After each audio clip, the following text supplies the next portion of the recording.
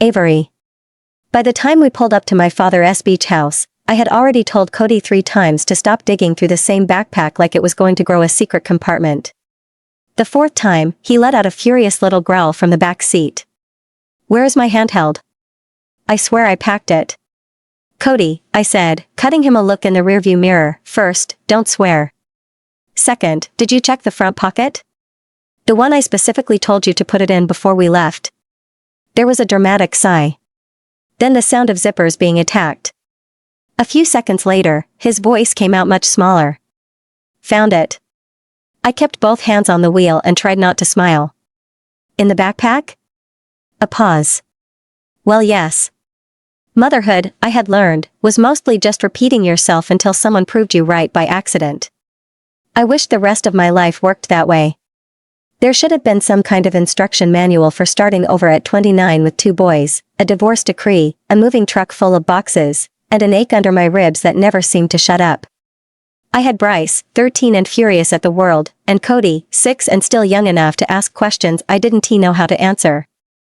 And I had an ex-husband who had blown up our marriage so thoroughly there hadn't been much left for me to salvage. People kept acting like I had surrendered too quickly. My friends were outraged on my behalf, furious that I hadn't dragged him through a war over a marriage that had lasted almost a decade. They wanted shouting. They wanted revenge. They wanted me to make him suffer. But what exactly was I supposed to fight for? The man had come home and told me he was in love with someone else. Not only in love either. Sleeping with her. For 4 years. She was younger, pregnant, and, because the universe apparently had a cruel sense of humor, my younger stepsister. So no, I hadn't begged. I hadn't thrown dishes. I hadn't clawed at his mistress or screamed until the neighbors called someone. I printed the papers. I signed what needed signing. I filed for primary custody of our boys, and he didn't even argue. If anything, he bargained for less time with them, as though fatherhood had become another obligation he could negotiate down. That was the part one still couldn't swallow. Bryce understood more than I wished he did, and all that understanding had hardened into anger. Cody understood just enough to be confused, hurt, and clingy in strange new ways. Our new life, if that was what I was supposed to call it, had brought us across town to the beach house my father had owned for years. Less than an hour after arriving, I let the boys run down to the sand while I stood beside the moving truck and pretended I wasn't exhausted down to my bones. They needed to move. They needed the ocean air, the space, the illusion that this was an adventure instead of a collapse. Watching them race toward the water helped. A little. From the outside, I was holding together. That was the job. Mothers did not get to fall apart in ways their children could trip over. Inside, though, everything was a wreck. My thoughts kept circling back over my marriage, digging through every good memory and turning it over like evidence. Had any of it been real? Had I missed signs? Had he been lying while I was packing lunches, baking birthday cakes, helping with homework, believing we were building something? "Mom!" Cody shouted from the sand.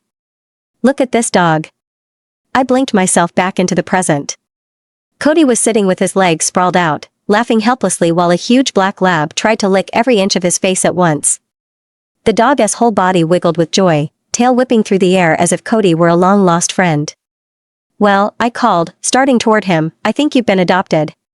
He giggled and tried to push the dog's face away, which only encouraged her. I scanned the beach for an owner and spotted a man jogging toward us from farther down the shore. He looked maybe mid-30s, tall and broad in a way that suggested actual strength rather than gym vanity. He wore joggers and a sleeveless shirt, dark hair moving with the wind, light stubble along his jaw. As he got closer, I noticed his eyes were a deep, startling blue. Under different circumstances, I might have done something ridiculous, like forget how to speak. Under these circumstances, I reminded myself that I had sworn off men somewhere between signing divorce papers and discovering my ex had knocked up my stepsister. "Sorry," the man called as he reached us. "She's friendly, I promise. Just apparently terrible at boundaries." The lab was currently trying to climb into Cody's lap, all 70+ pounds of her, so I had to laugh. I figured. She seems very dangerous. Cody looked up at the man with sand on his chin and dog slobber on his cheek. "What's her name?" The man crouched so he was closer to Cody's level. "Her name is Hope." I'm Logan. Cody scratched the dog behind the ears with great seriousness. Hi, Hope. Logan smiled at him, then pointed up the beach toward the house next to my father's. I live right there. Are you visiting? Cody turned and jabbed a finger toward my father's place. Nope. We moved in with Grandpa. Our dad is a worthless lying bastard, so we left his sorry ass. For one awful second, the entire beach seemed to go quiet. I closed my eyes. Then I opened them and looked at my youngest child, who was still petting the dog like he hadn't just set off a social grenade in front of a stranger. Cody Christopher Daniels. His eyes went wide with pure innocence. What? We do not talk about your father that way. But Bryce said it to Grandpa. Of course he did. I turned toward Bryce, who was standing several feet away with his arms crossed and a look on his face that told me he had no intention of being helpful. He shrugged. What? He's a lying, cheating bastard. He ditched us to make a new family with our aunt. I don't know why you keep defending him. I pinched the bridge of my nose and counted to 3. It wasn't enough, so I counted to 5.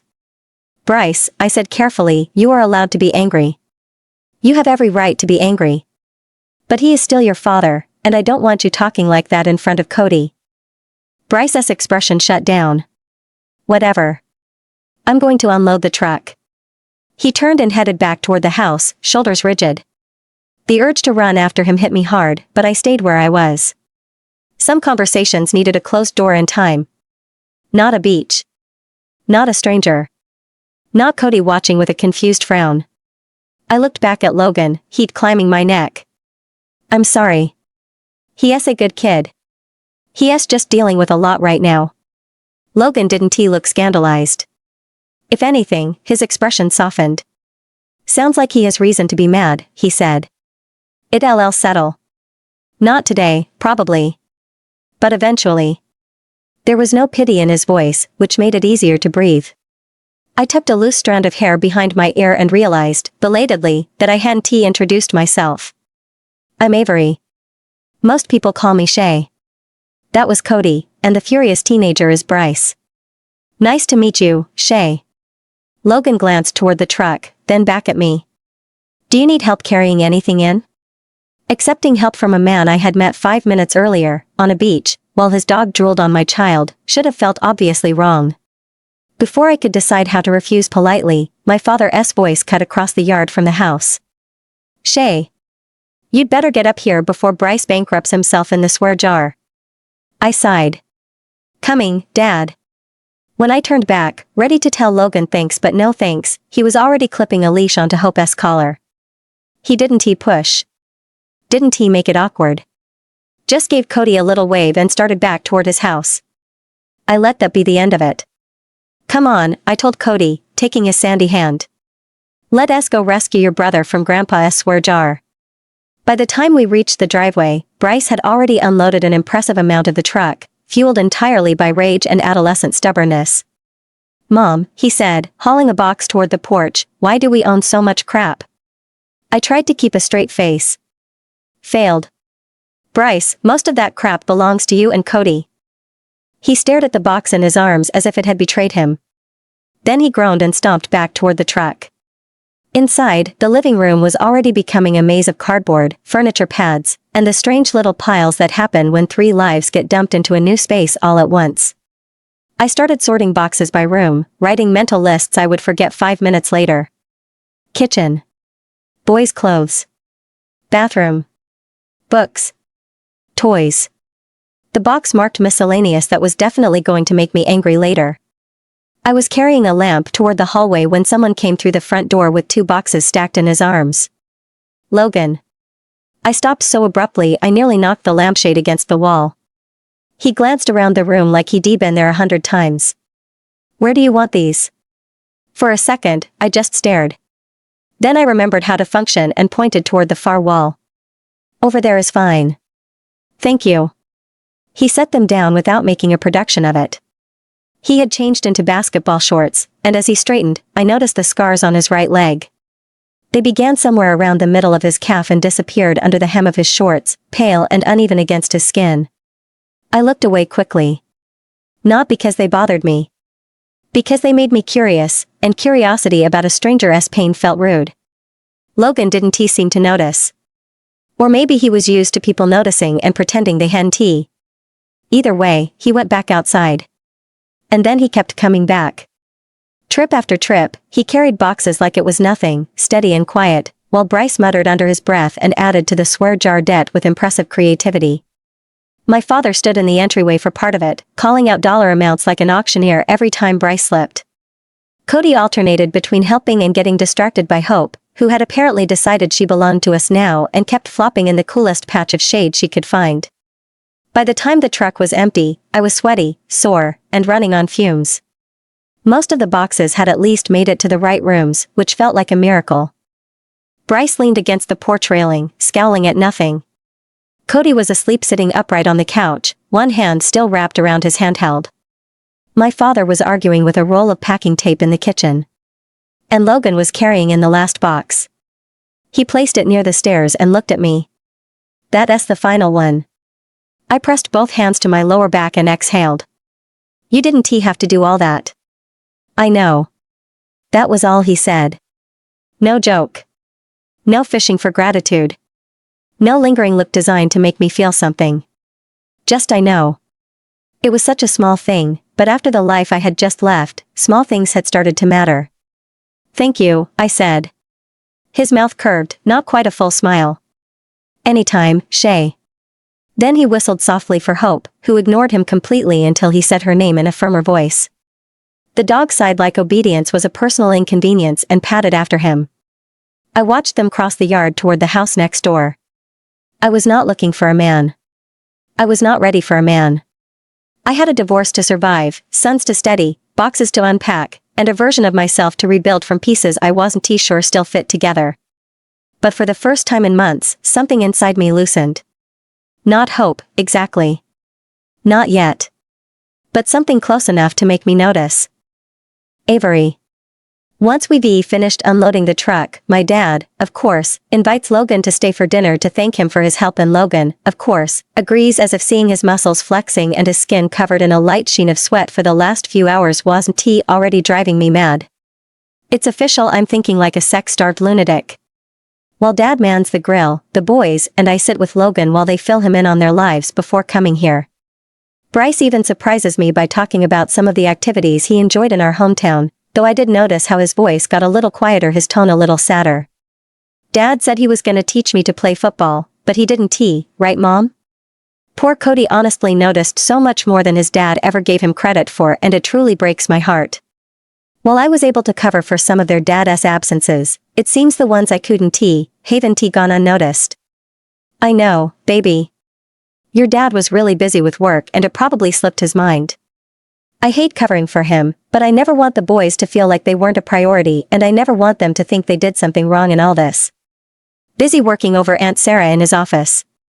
Bryce mumbles the comment, but I hear it and, judging by the shocked expression on Logan's face, he heard it too. I could teach you. I meet with a few of the guys from my squad every other week to play a few pickup games, and I coach a few of the kids from the youth center a few days a week who would be more than happy to have you join us too. His words hit me like a freight train as I realize what he said as well as what he's offering. You were in the military? He smiles and nods, seemingly unbothered by my question. Army. 8 years and 5 months of service before being medically discharged almost 13 years ago. And just like that, he suddenly has Bryce's undivided attention again. Doesn't that mean you got hurt? Logan nods again, but his smile is now somewhat strained. I did. We were traveling to a small town where we were stationed, and the Humvee in front of ours hit an IED. The force of the blast hit our vehicle and the one behind us hard enough to send ours rolling, and the other ended up on its side. My leg was pinned and the injury ended up being bad enough to require several surgeries to fix. I'm good as new now, as long as you don't count the scars, but I couldn't return to service, so I was medically discharged. Bryce's eyes are wide while Cody just looks curious. Does it hurt still? Cody's soft voice, filled with innocent concern, seems to suit the tense expression on Logan's face. Sometimes, but not too bad. Cody nods his head and glances at me before looking back at Logan. Do you have kids? Logan smiles and shakes his head. No, but I always thought I would have them someday. Bryce smirks when he sees the thoughtful look on Cody's face, clearly amused with the questions he knows are coming. Do you have a wife? I open my mouth to put a stop to it, but Logan beats me to it. No, I don't. I almost did once, but things didn't work out. Bryce gives Logan a tense look while Cody looks to be appeased by his response. Mom knows all about things not working out, don't you, Mom? While I know it's his anger toward his father making him speak out like this, his words still cut deeply. Hey, your mom loves you and is no doubt doing what's best for you. This whole thing has been hard on her too, so show her a little respect, bud. Logan's tone isn't scolding, just level and firm. Bryce stares at Logan for a moment with a mixture of regret and shock in his eyes before giving a single nod and turning to look at me. Sorry, Mom. I know it's not your fault that Dad's a bastard. Cody nods his silent agreement, and though I would usually scold Bryce for talking about his dad that way, right now I don't have it in me to care.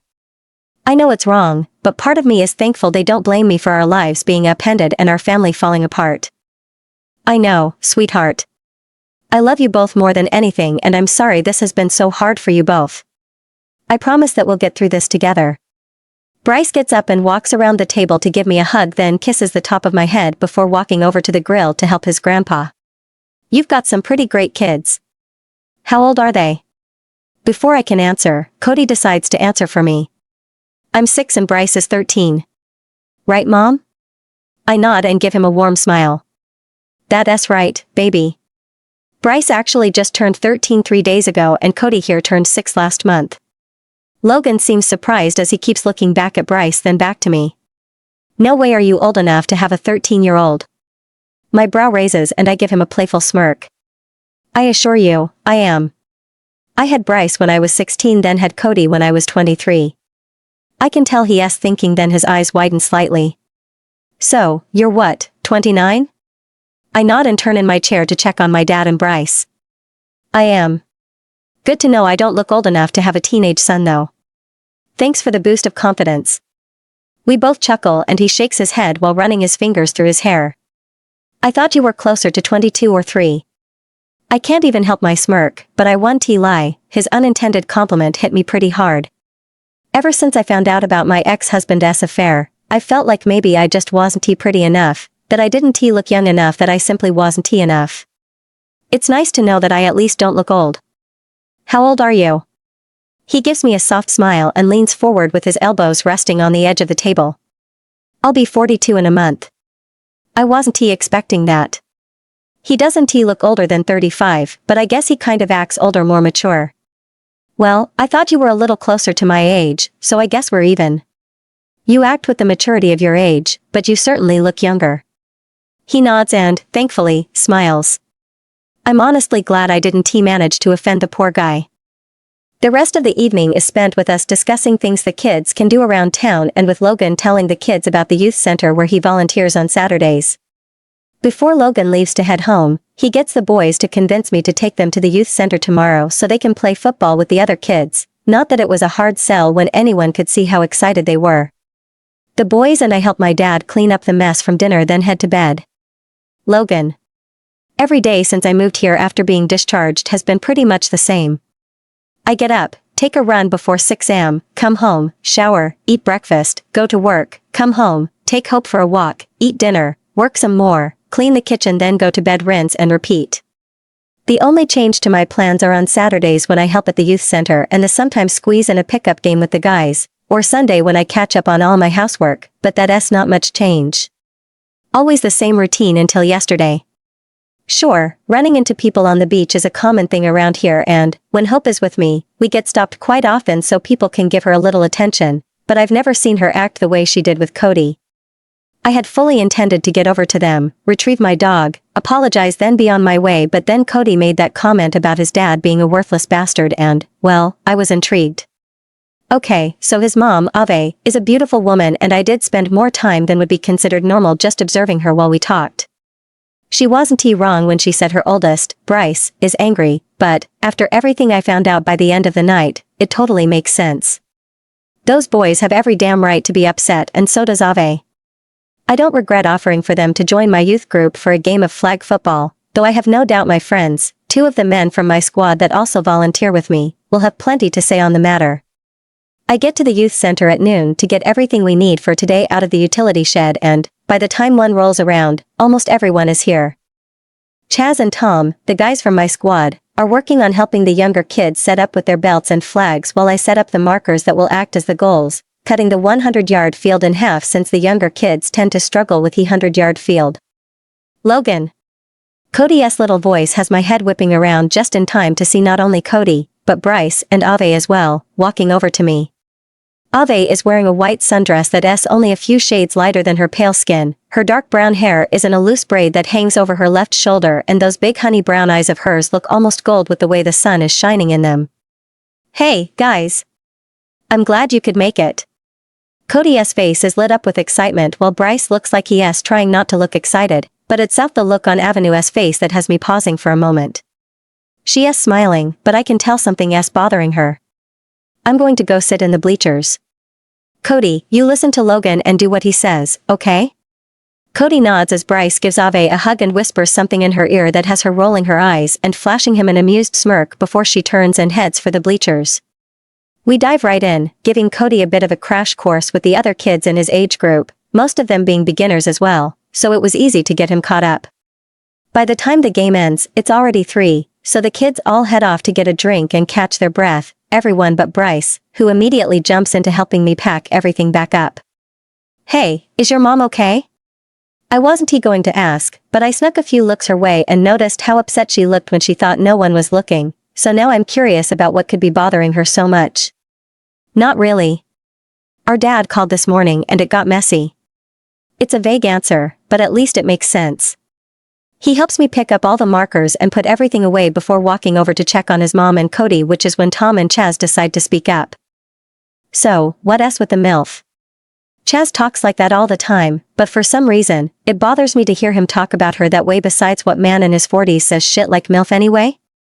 She is staying with my neighbor, Luke. He is her dad.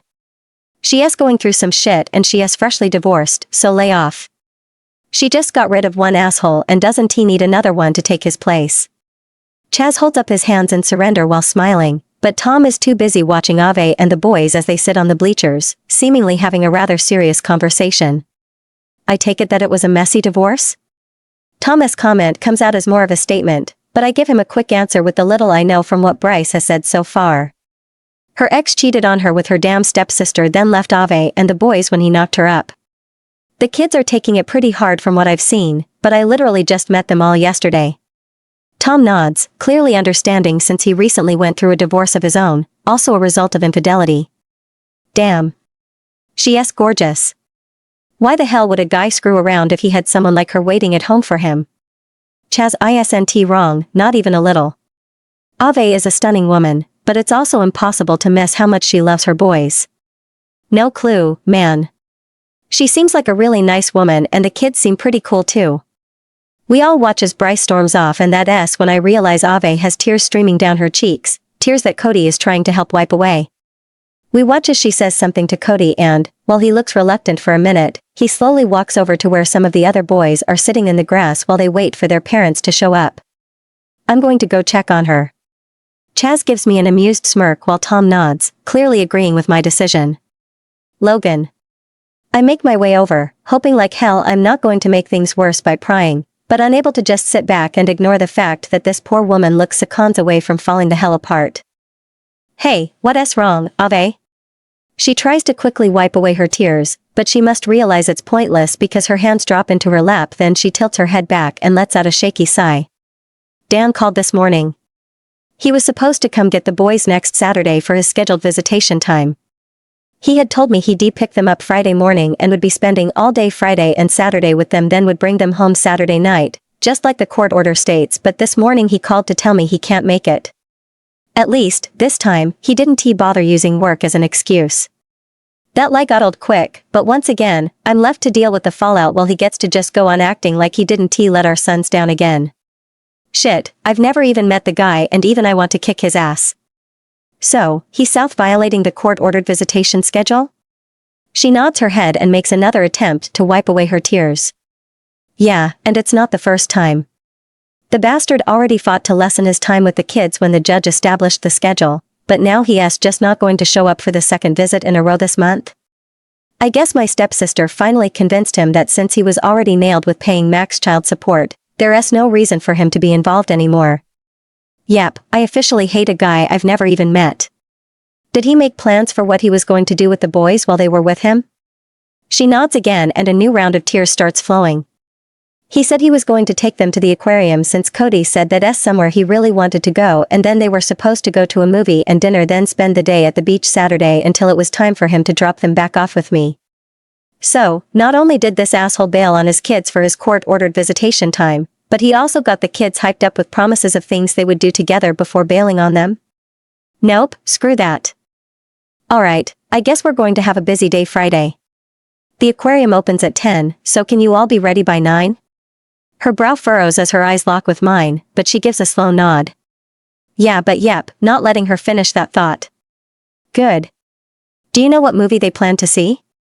That earns another nod while she still seems to be struggling to grasp what's happening right now. Yeah, the new superhero one. I can't remember the name though. I nod my head, already knowing which movie she is talking about since it's one I actually wouldn't mind seeing myself. Perfect. Do the kids have a favorite restaurant around here? Or is there anything they want to eat? Now her head is tilting to the side like she is studying me, but might actually be catching on now. They like the seafood place at the end of the pier. I want to lie, I'm glad they have good taste. Alright, so, if you can have you all ready by 9, we can kick the day off with coffee for us and hot chocolate or smoothies for the kids. She opens her mouth to say something else, but that's when Bryce comes walking up and, without even acknowledging me at first, throws his arms around her. I'm sorry, Mom. I know it's not your fault. He kisses the side of her head, then stands up straight and gives me a weak smile. While he is better at hiding it than his mom, I can see how red and puffy his eyes are, so I know this kid has been crying too. So, I was just talking to your mom and I was thinking that, if you and Cody are up for it, we can keep your plans for Friday, but it would be me and your mom going with you, then we can grab dinner and go walk on the beach after. Would that be okay with you, or is there maybe something else you'd rather do? Bryce's eyes widen slightly, but then that weak smile turns into a genuine one when he looks at Ave. Really? She nods and it only takes seconds for her to be smiling too.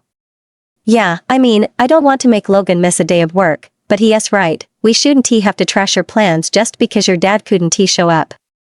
God, does she really think I'd be volunteering to do this if I felt it would be an inconvenience? What the hell did her ex do to her? Hey, I offered to go because I want to. I can't think of a better way to spend a vacation day, honestly. So, like I told your mom, you all need to be ready by 9 so we can stop and get your mom and me a coffee and you boys can get hot chocolate or a smoothie. We'll hit the aquarium first, then the movies, then dinner, and then we'll hit the beach. Bryce nods his head, but his smile has grown wider while Ave's cheeks are now flushed pink. Okay, sounds good. You ready to go, Mom? Gramps said we needed to stop by the store on the way home. As soon as she nods her head, Bryce turns and heads over to Cody, leaving me alone with Ave. Are you sure you don't mind doing this? Wow, her ex did a number on her. Has he really made it so hard for her to trust that someone might do something for her and her boys just because they want to? Yeah, Ave, I'm sure. I can tell she is still unsure, but I feel relieved when she nods her head, clearly accepting it for what it is, even if she still doesn't feel so sure. Alright, well, I better get to the store then head home before Dad starts blowing up my phone. I want to thank you for this for Saturday. Just thank you. I give her my best smile, which is pretty easy since I'm pretty damn happy to see how much this small gesture means to her. You don't need to thank me, Ave, but you're welcome. I catch the slight blush on her cheeks as she gives me one last soft smile before walking over to where the boys are standing, both smiling as they stare our way. Avery. It's been a few days since I last saw Logan and, with me being buried in work since Monday morning, I haven't even managed to make it out to the beach for more than a few minutes in the afternoons. Luckily, the boys have been all too content with hanging out with 2 of the kids they met at the youth center who happen to only live 2 houses down from us. Today is Thursday, just another one of those days where I'm stuck at the dining table, trying to push through editing a book that was submitted by one of the new authors that signed with the publisher I work with. I love my job, I really do, but after that day at the youth center, My mind is struggling to focus on work, even more so when I hear a loud knock on the front door followed by my dad's heavy footsteps before the door opens. "Hey, Logan. What can I do for you, son?"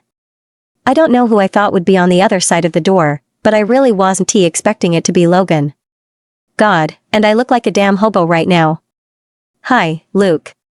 I was just stopping by to see if Ave and the boys are still good with our plans for tomorrow." I have no doubt in my mind that my dad is smirking right now, but then I don't hear a response for nearly a minute until, "Ave, sweetheart, why don't you take a break? You have company." I glance up from the screen and begin to smile before I even pull the pen out of my mouth. "Oh. Hi, Logan. Yeah, I think a break is long overdue."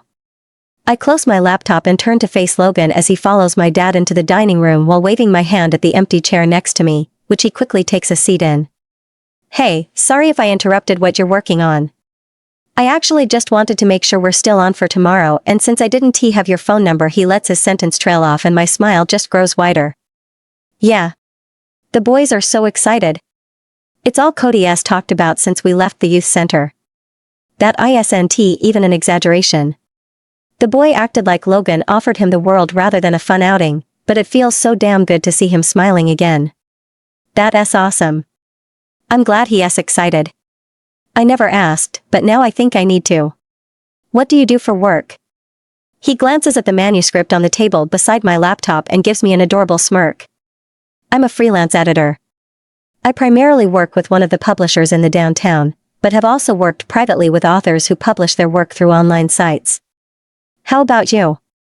I never asked what you do for work either. He definitely looks surprised by my answer, but it doesn't look like a bad kind of surprise. "Well, Tom, Chaz and I own a security firm downtown, and I also manage my family's investment firm. I handle all the paperwork for the security firm from home and spend the weekdays from 9 to 2 at the investment firm." While I'm more than a little surprised, it's the good kind of surprise. "Wow, how long have you guys been running the security firm?" God, help me. The second I see his adorable smirk, I feel like I'm about to melt. I swear, I'm not some shameless hussy, and I know I just got out of my marriage, but I'm not blind. This man is gorgeous. Tom and Chaz opened it after they both left the army almost 15 years ago, but I went into business with them when I was discharged. I had already agreed to take over the family business, and the guys were looking for investors, so it worked out that I was able to help them. I help with their proposal research and setting up the slides for their product launches. What got you into editing? This is one of the many topics that is bittersweet, but I know he won't judge me the way my former friends did, the way Dan did when I told them I had accepted the job with the publishers. I had originally planned to go to college and become an English teacher. I've always loved reading and writing, but it wasn't until I stumbled across an ad for the publisher stating they were seeking new editors for their staff that I realized it would kind of be the perfect job. I did all the classes to get the degrees I would need online, and, within 4 years, I applied for the job and they gave me a trial run, but it was as a freelance editor, so I would only get paid for the job once it was completed. It obviously went well, and I decided I liked doing the freelance work better than being employed directly by them. I can set my own hours, and, as long as I complete the work in the time frame they give me, everyone is happy. I offer a shrug at the end, trying to make it seem like less of an achievement than it really is for me. That's amazing, Ave. I'm glad you were able to find something that you enjoy doing. Does it pay well? I normally don't discuss how much I make from my work, but I decide to be vaguely honest.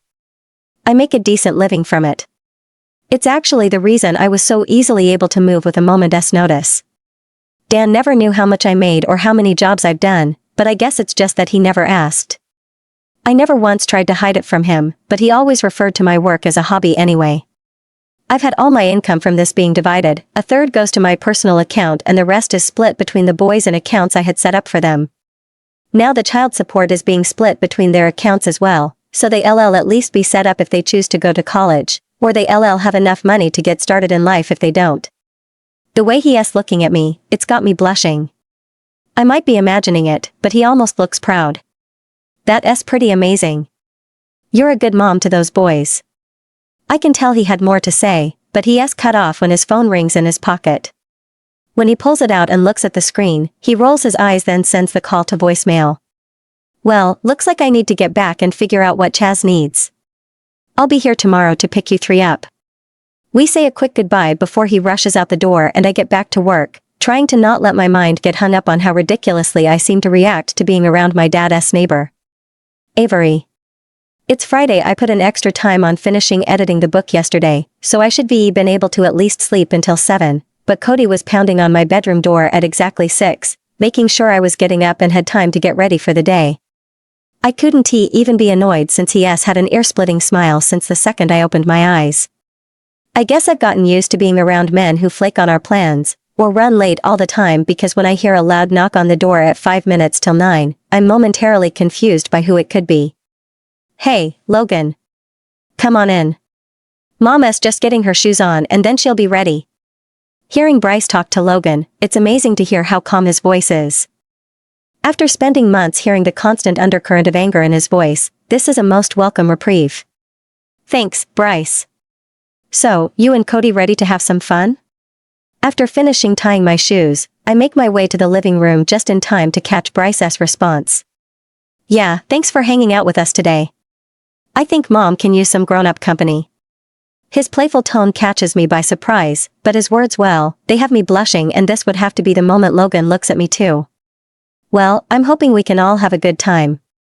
Cody comes running out with his hat on, his shirt only half tucked in and one of his shoes untied, but he's ready to go at least by his standards. Bryce, the amazing big brother he is, crouches down to tie Cody's shoe, then untucks his shirt before opening the door so we can head out the second I grab my purse. How is it coming with the book you've been working on? It's so strange to me to have someone asking about my work, to make it seem like my work matters. It's going great. I finished the first round of editing last night and got everything forwarded back to the author. How'd everything go with Chaz? That earns me an amused smirk and an eye roll. The man is an amazing friend, a great guy in general, but he is technologically impaired, which is crazy since he works with security technology on a daily basis. He screwed up the charts for several upcoming presentations, so I got to spend several hours straightening it all up, but we're good for now. He places his hand between my shoulder blades and leads me out to his very nice midnight blue Jeep Wrangler. The drive to the coffee shop takes only 10 minutes and, by the time we reach the aquarium, there's only 5 minutes till they open. I swear, they couldn't get the doors open fast enough for Cody because the second they had them unlocked, he grabbed Logan's hand and was running inside, ready to see the fish and sharks. I could tell Logan was amused by his excitement and his random marine life fact word vomit, but I think we all were. As we followed the guide through the tunnel, Cody pointed out every fish and sea creature, asking the guide questions while correcting her about some of the information she gave him, but he never once let go of Logan's hand. He really has a fascination with ocean life, doesn't he? Logan's comment comes out through his laughter as Cody continues interrogating the guide, testing her knowledge in a gentle tone. Yeah, he always has. Just wait till we get to the sharks. I give him an amused grin that has him chuckling and shaking his head. We continue our tour, spending longer than is probably normal at the touch pool before moving on to the shark exhibit. Mom. It's a great white. And that's a tiger shark. Oh. That one's a lemon shark. Cody goes on to relay the name of every single shark we're shown, and by the time we finish the tour, I think Logan and I are more than ready for a break from sea creatures, though I'm so damn thankful for Logan's help in making this so special for Cody. We continue with the plan for the day, heading to the theater that's on the other side of town to watch the movie that Bryce picked, which ended up not being too bad. The way my boys laughed today, it's something you can't put a price on and something I regret they didn't experience with their own father, but at least Logan showed them that a good man shows up. By the time we sat down for dinner at the very restaurant on the pier that I told Logan was the boys' favorite, I could tell Cody was running on fumes and Bryce wasn't too far behind. It was decided at the end of our meal that we would head home so the boys could unwind, which I'll admit, I found a little disappointing, though it was clearly necessary. I hadn't realized just how right Bryce was about me needing grown-up time, but today made it clear that I definitely do. We pull up in front of Logan's place just before 8 and he walks us back to my dad's, being more of a gentleman than Dan ever was in our time together. Thanks for hanging out with us today, Logan. Bryce's words come out fully accompanied by a yawn and a sleepy smile. I don't know if the boys noticed or not, but Logan paid for the entire outing today, though I did try to protest at every turn. Yeah, thanks, Logan. Cody mumbles his thanks as he stumbles through the door, only making it as far as the couch before collapsing. I can't tell you how much I appreciate you doing this for them. Thank you. Okay, I haven't felt this awkward since I was a damn teenager. It was a pretty great day. I'm glad you all agreed to spend it with me. I'm sorry we didn't get to go hang out on the beach. I shrug off his apology, not feeling that bothered by it, and, I mean, we do live right on the beach. No need to apologize. I'm going to make sure the boys are settled, then I'm going to take a walk, so it works out. He glances back in the direction of his house, then back at me, flashing an adorably mischievous grin. Well, I do need to take Hope for a walk, so if you want company, he lets his sentence trail off, but I'm already nodding anyway. Yeah, I do like that. I can meet you on the beach in, say, 15 minutes? Logan. Shit, this was the best day I've had in as long as I can remember. I already knew that spending time with Ave would be great, but the boys, I didn't expect to have so much fun with them. I like kids, I really do, but I've just never spent time with them in a situation like this one. Between Cody's overflow of excitement over the aquarium and then discussing the movie we watched with Bryce over dinner, it was honestly so damn amazing. I could tell Ave was a little disappointed about not walking the beach before heading home, but like the amazing mom she is, she still smiled and said it was okay. I think her disappointment is why I didn't hesitate to jump at the chance to join her for her walk after we got home. As soon as I head back to my place, I change into a pair of joggers and a hoodie, then get Hope on a leash and hurry down to the beach where Ave is already waiting, having changed into a pair of light gray yoga pants and a hoodie herself. Hey, sorry if you were waiting long. I couldn't find my damn hoodie. The second she hears my voice, she turns and gives me the most beautiful smile which nearly knocks the breath out of me. It's fine, really. I was just admiring the view. You ready? She closes the distance as I quickly unhook Hope's leash and let her run. Yeah, let us go. Oh, the next football game at the youth club is tomorrow. You think the boys would like to go again? Her eyes widen as she nods. Oh, God, yeah, they will. Cody hasn't stopped talking about it since we got in the car to head home after the first one. Will it be at the same time? I nod my head and give her a soft smile. Yeah, during the summer it's always at 1 and usually runs for 3 hours, but once school starts back up, we usually drop it to 2. So, are the boys going to be enrolled at the school here, or are they staying at their old school? I don't know why, but I feel like a damn teenager right now. I've never been a nervous person, not even with my ex, yet with her, I can't even help it. Yeah. When we first made the move, I wasn't so sure what my plan was going to be, but the boys seem pretty determined to start fresh at a new school. I mentioned to my dad about finding a place nearby for me and the boys, but he shut that shit down real fast. He said we had a place and we're already in it. I can tell she is grateful for her father and his insistence that they remain living with him, and I'm feeling pretty damn grateful too. Well, he does have a pretty big house and staying with him means you can walk the beach anytime you want. That earns a genuine, soft, but absolutely beautiful laugh from her as she nods in agreement. That's very true. This view sure the hell beats the view in our old neighborhood, that's for sure. She looks out at the rolling waves and her expression is calm, peaceful. Can I ask a question? You don't have to answer if it's too much, but I was just curious because I've heard some of Bryce's comments, and then the little you've let slip. I'm actually thankful when she cuts me off, clearly knowing where I was trying to go with this, though I hate that my almost question has her smile dropping. You're curious about my divorce? I nod, but with the pain that's easily heard in her voice, I can't bring myself to look at her, so I stare straight ahead. Well, it was unexpected. I thought we were fine, that we had just hit one of those points of complacency in our marriage due to his work and me constantly having to move everything in my day around to accommodate things for the boys.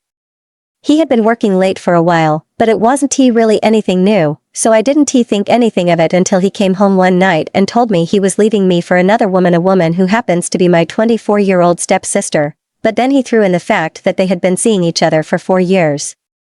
That was the night I found out he had been cheating on me since around the time that Cody turned 2 and that he got her pregnant. I don't know how I managed, but I stayed calm, didn't yell, I just accepted it. While he was in the shower, I printed off the paperwork to file for the divorce, then emailed my dad since he was a lawyer before he retired. He emailed me the forms to file for custody. I filled everything out after he went to bed, then handed them to him in the morning with his cup of coffee. The bastard barely glanced at the custody agreement and then signed, but he sure the hell read the divorce agreement. I think the only reason he didn't put up a fight on any of it is because the only things I wanted were my car, half our joint account, half the savings and half his 401k, with the stipulation that the 401k money would be divided and placed into the accounts I set up for the boys and would not be touched by either of us for any reason. I left him the house, his business accounts, his personal account that he didn't even realize I knew about, his 2 sports cars, all my jewelry that he bought me during our marriage, and even left my wedding ring. I managed to make it for 2 months before breaking down, and it only happened once I was here with my dad. Shit, that guy is such a prick. I'm sorry. That's fucking awful, Avenue. She shrugs, but I know she has to agree. We're quiet for a few minutes before I decide to open up a little too, which happens much easier than I expected it to. Logan. My ex-fiancée, Vicky, we started dating my junior year of high school. She knew from the very beginning that I was going to enlist, and I made damn sure she was well informed on what life with me being active duty would be like, but she was all for it. She supported me, cheered me on and pushed me when I needed it, so I proposed to her the day I left for basic training. I was at boot camp, not even on deployment, but at boot camp when I found out she had been screwing my brother since pretty much the night after I left. It turns out that my mom caught them going into his house, which is right next door to my mom's place, and she said his bedroom window was open and Vicky was being very vocal. That was a few days after I left, and my mom told me during our first call. She said she didn't know if she should tell me while I was away or wait till I got home, but in the end, she refused to lie to me, since one of the first things I asked her when I called is how Vicky was holding up. I could be broken down, completely lost my shit, but instead, I compartmentalized everything, focused on my training and pushed her out of my mind till I came home. I guess my mom didn't bother telling her and my brother that she and I knew about them, because they were both present at my mom's house for the barbecue she threw for me to congratulate me for finishing training. They both tried acting like nothing happened, but I wasn't having it. I called them out on their shit in front of my friends and family, which resulted in my cousin knocking the shit out of my brother, and Vicky was a bawling mess when I told her it was over and that she could keep the damn ring because it means nothing to me, just like her. It was fucking awful, and it hit me pretty hard that night after everyone left. It sucked, but I'm glad I found out when I did, I guess. She nods her head, but when she looks up at me, my heart clenches at the sight of the moonlight glistening off the 2 perfect rivers of tears streaming down her cheeks. She stares at me in shock or maybe anger for several tense seconds before she finally seems to find her voice. God, what a bitch. I'm so sorry, Logan. I can't believe she would do that to you, and oh God, your poor mother. I can't even imagine what she felt, having to be the one to break it to you. You and your brother talked since?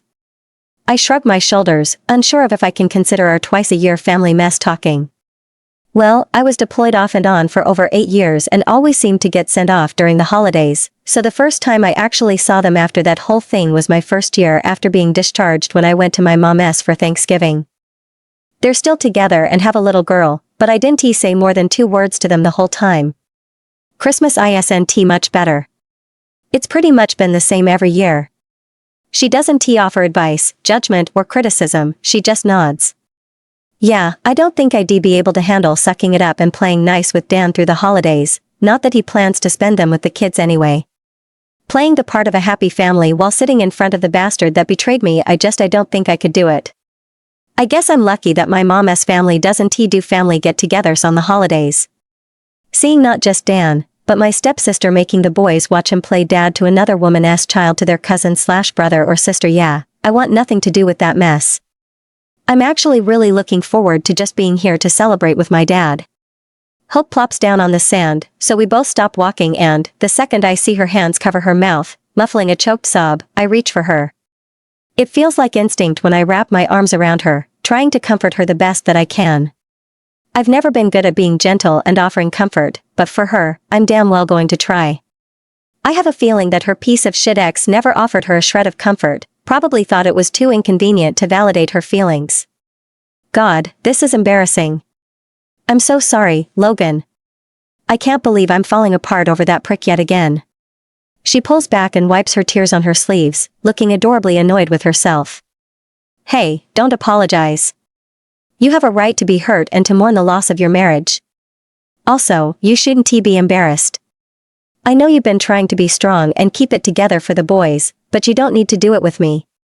She lets out one last shuddering breath and forces a smile that doesn't even come close to reaching her eyes. Even if that's true, he doesn't deserve a damn one of my tears. God, how can she be so strong after what she has been through? I guess, having 2 kids, she doesn't really have a choice, but still it's kind of unbelievable. No, he doesn't but you deserve to be given a chance to just feel the emotions of what you've been through. If you need to cry, yell, hit something, you should be allowed to have a safe space to. You fought so hard to be strong for your boys, but you deserve to be seen and heard, Ave. Now, I want you to tell me how you feel, the messy, real feelings, not the carefully constructed ones you've forced to the surface to spare the boys. For a second I think I might have pushed too much, her silence only making me more sure of it until I see the first tear fall before she lets it all go. Logan. I watch as Avery takes a deep, steady breath and then she lets it all out with a trembling voice. I feel hurt, angry, scared as shit. I feel like I wasn't good enough, like I didn't try hard enough. I feel like I failed my marriage, failed my sons. His affair has me questioning every damn second of my 10-year marriage and the 2 years that came before it. I feel like there had to have been signs, something I missed, like I should be known he wasn't happy with me anymore, that he didn't love me anymore. I feel like I had to have been blind, or maybe just stupid because he was living a whole other life without me even knowing. How did I not notice the change? How did I not know he was spending time with a woman who had been a part of my family since I was 17? Did their relationship actually start back then, or was it as new as he claimed it to be? Were they already screwing around while I was at home taking care of Bryce? Before I had Cody? I mean, how the hell did I go 4 years without realizing he'd already moved on? Was I just not young enough for him, not pretty enough? Did I make him feel like he was suffocating? Did I try too hard? Did I not try hard enough? She drops to her knees, the weight of her confession clearly taking its toll, so I drop to my knees in front of her and pull her back into my arms.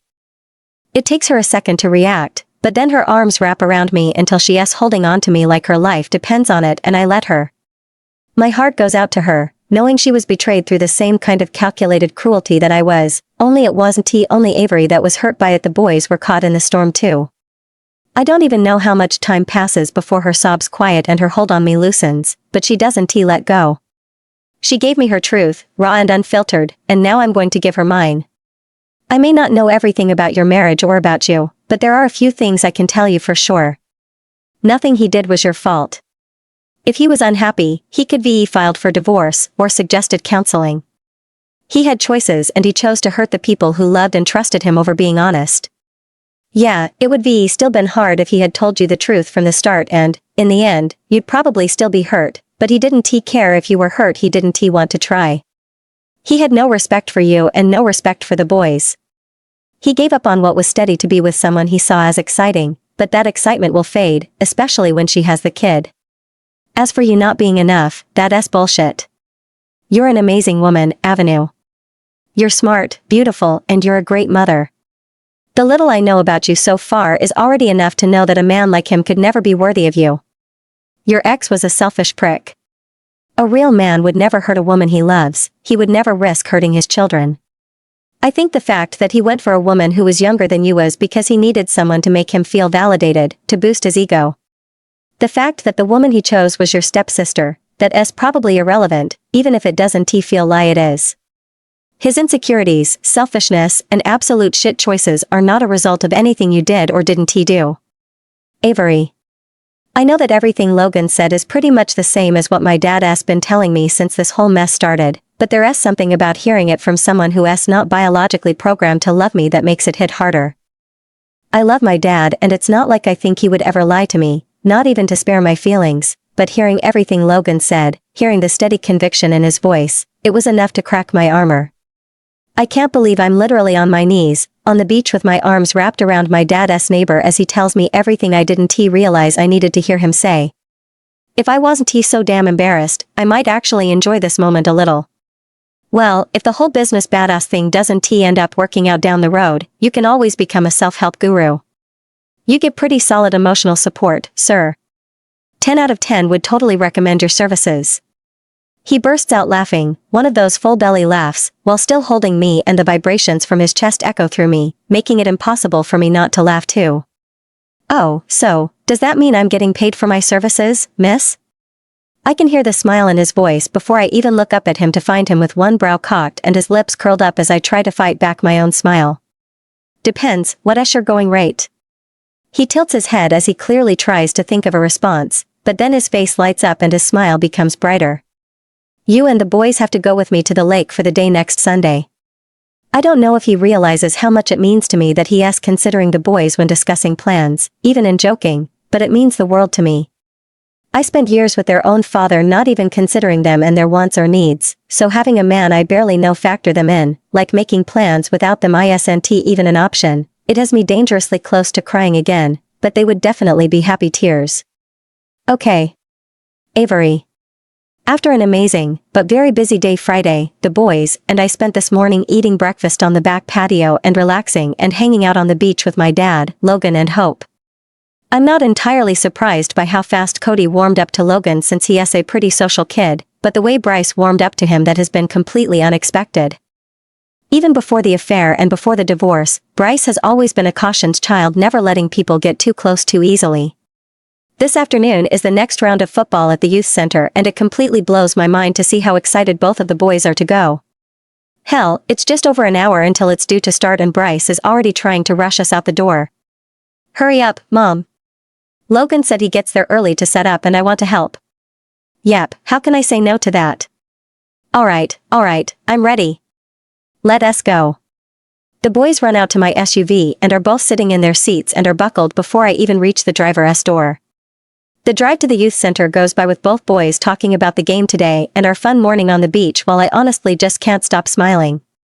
When we pull into the parking lot, Logan's Jeep is already there and he is just walking out of a small shed on the side of the main building with several bags slung over his shoulders, carrying the equipment like it weighs nothing. Bryce rushes out of the car to help him with me and Cody hurrying to follow, both of us struggling to catch up to Logan's long strides. Logan. Let me help with all that. Logan whips around and flashes a bright smile our way as Bryce runs up and takes two of the bags from his right hand. Hey. You guys are early. His smile, oh Lord, his smile. The damn thing nearly has me melting. We just saw each other less than 2 hours ago, yet he is smiling at us like he hasn't seen us in days. I can't remember the last time someone other than my father looked so genuinely happy to see us, and I'm not even ashamed to admit that it has me feeling pretty damn good. Yeah, Bryce wanted to help set everything up, so here we are. Cody and Bryce take off to the field, leaving me and Logan trailing behind. Well, I never turn down good help. Come on, let us go show the boys how to set it all up. The second his right hand comes to rest on the center of my back as he guides me toward the field, I feel my cheeks flush and I'm almost positive my heart skips a beat. This is such a strange feeling to be having, especially when I haven't been shown affection like this since before Cody was born and, yes, I'm fully aware of just how pathetic that sounds since it's literally just a hand on my back. What are your plans after this? I gesture lamely to the field in front of us and glance up at him to see that adorable smirk of his already flashing my way. No plans. Just heading home, then taking Hope for a walk later, maybe some takeout and mindless TV somewhere after that, which is code for laundry, and probably sifting through emails while the TV plays in the background. Okay, so I hadn't actually had any plans to ask him to come over for dinner tonight, but just being around him, I can't help wanting more time with him. He makes the boys happy and I really enjoy having him around, maybe more than I should. Well, we're making taco salad for dinner, so if you'd like to come eat with us. I feel like such an idiot as I try to sound casual only to come out sounding like a nervous preteen. Yeah? I'd love to. Avenue need me to bring anything? I shake my head, then help take one of the bags from him when we finally reach the middle of the field. No, just yourself. I look over just in time to catch the amused smirk on Bryce's face and try to ignore it. I fail. The boys and I help him set up the field and finish up just as the other kids start showing up. Once Chaz and Tom arrive, Bryce and I head to the stands to get out of the way. Logan's pretty cool, huh? I know this little shit is trying to bait me and, damn it, I bite. Yeah, he really is. I glance over at Bryce and, sure enough, he has gone from a smirk to a full-blown grin. He likes you, you know. It's not a question, but I also feel it's a little off base. He is just being nice, Bryce. This kid, my son, rolls his eyes at me and scoffs. Mom, he is not just being nice. He really likes you and I think you should give him a chance. You deserve to be happy. Ugh, my kids are just too damn amazing and too damn nosy. Hey, as long as I have you and Cody, I'll never not be happy. He throws his arm around my shoulders and pulls me in for an awkward side hug, then lays his cheek on top of my head. You're so cheesy, Mom.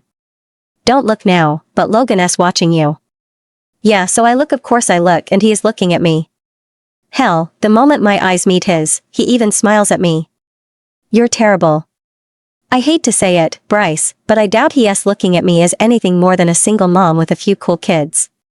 I'm fresh out of a divorce, and I'm 12 years younger than him. He is a good-looking guy with an amazing career, and he can have any girl he wants. When Bryce pulls away from me, I look over to see him staring at me with what can only be described as shock and irritation. God, that jackass really messed with your head. Mom, you're a beautiful, strong woman and you're the coolest mom in the world. If he doesn't want to date you, he is crazy. Just because Dad couldn't see how awesome you are and how lucky he was, that doesn't mean Logan can't. Give the guy a chance. This time I'm the one rolling my eyes, but there is honestly no fire behind it, and it comes with a damn smile that kind of nullifies it anyway. I'll tell you what, if Logan ever asks me out, I'll give him a chance, but I'm not going to actively pursue a guy that's way out of my league. He nudges me with his elbow while shaking his head at me. He is not out of your league, Mom. Like I said, you're pretty amazing and he'd be damn lucky to have you. We let our conversation end there, though I know I'll likely hear more about it later. Avery. The rest of our time at the field is spent watching the game while loudly cheering on Cody and the other boys, which earns a lot of breathtaking smiles from Logan. I'm pretty sure I catch every single one of them too. I blame Bryce for how hyper-aware I've become of Logan, suddenly noticing every glance, every smile, every single time his eyes even shift in my direction. My kid is a damn menace. Once the game wraps up, with Cody's team having the most flags, the boys and I stick around to help Logan, Chaz and Tom pick everything up and haul it back to the storage shed. So, how are you liking living in Halefort? Chaz's question is directed at me and delivered in a playful tone and with a grin that I think he hopes looks charming. It doesn't. One of the side effects of being more aware of Logan is being more aware of the people around him. This means I most definitely notice Chaz looking at me too damn often, and the way he tries to give me what I think is meant to be a sexy smile anytime he saw me looking in his general direction. It's not like he creeps me out, and he is a decent looking guy, but everything about him screams player, and I have no interest in being a part of anyone's game. Well, I actually grew up here, I was just living on the other side of town. He actually looks surprised, but his smile is bright as I hand him the bag I was carrying so he can pass it to Logan. Damn. There must be something in the water here because I've never seen so many beautiful women in one town. I catch the sharp glare Logan gives him, but it quickly softens when he catches my eye roll. My oh my, aren't you a charmer? You must have girls falling at your feet with those lines. Chaz smiles proudly, Logan's brow furrows, and Tom, he seems to be the only one who caught my sarcasm and is currently fighting a smile, but not doing a good job at it. Yeah, I won't lie, the girls love me. I tilt my head and give him an amused smirk, loving that he just walked himself right into it with that same ridiculous smile on his face. Well, that must be the problem then. Now Chaz's brow is furrowed while Logan's brow is raised and Tom is openly smiling. What problem? I don't see a problem with having girls tripping over themselves to be with me, lining up for a chance to touch this body. I nod and give him a look of mock sympathy while reaching up and patting his shoulder as he gestures to himself, waving his hands to gesture from his head to his feet. Of course you don't, but if you ever want a chance at being with a woman, I recommend you stop acting like a boy. Ditch the lines and get to know a woman before you try shamelessly flirting with them. Tom bursts out laughing, and Logan, well, he has that gorgeous smile on his face again as he shakes his head and tosses the last bag into the shed. Then there's Chaz, whose mouth is hanging open like I just slapped him with my hand instead of the truth. Alright, time to head out. Ave, what time is dinner? I don't miss the wide-eyed, slack-jawed look on Chaz's face as his eyes dart back and forth between me and Logan, but I simply smile at Logan and deliver my answer. 6.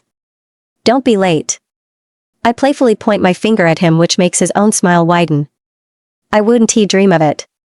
Come on, I'll walk you and the boys to your car. I give a small nod and, once again, blush when he places his hand on the middle of my back to guide me out to the parking lot. So, your friends are nice. He arcs a brow at me and I can't help the smile that breaks free. Well, Tom is a great guy, they both are, but Chaz can be a little much sometimes.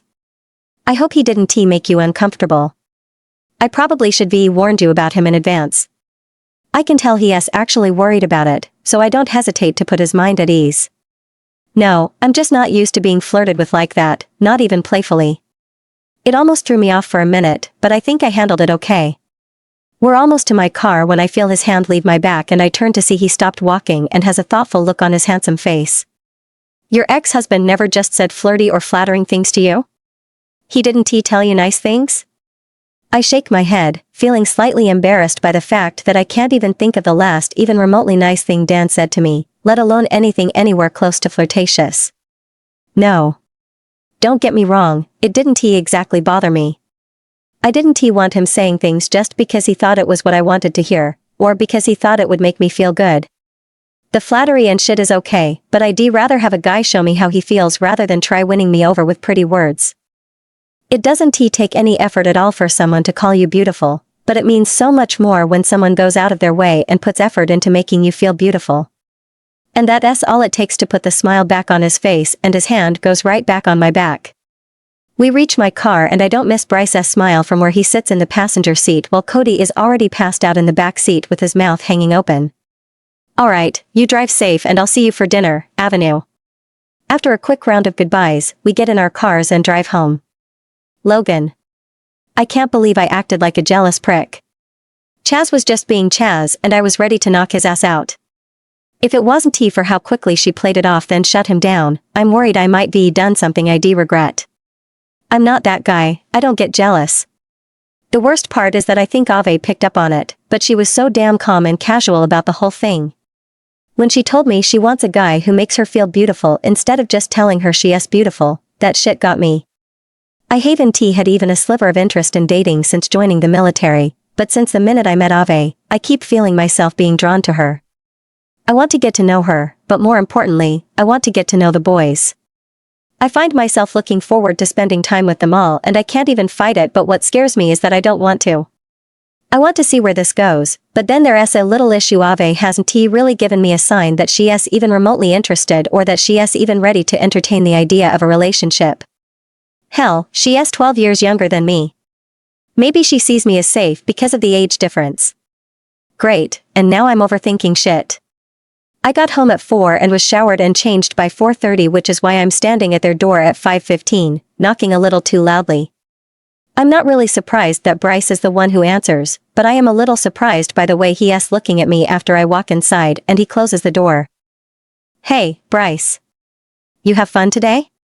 His brow raises and he flashes me an amused smirk while crossing his arms over his chest. Yeah, it was fun. I had a good talk with Mom and Cody had a good time. Oh Lord, what is this kid up to?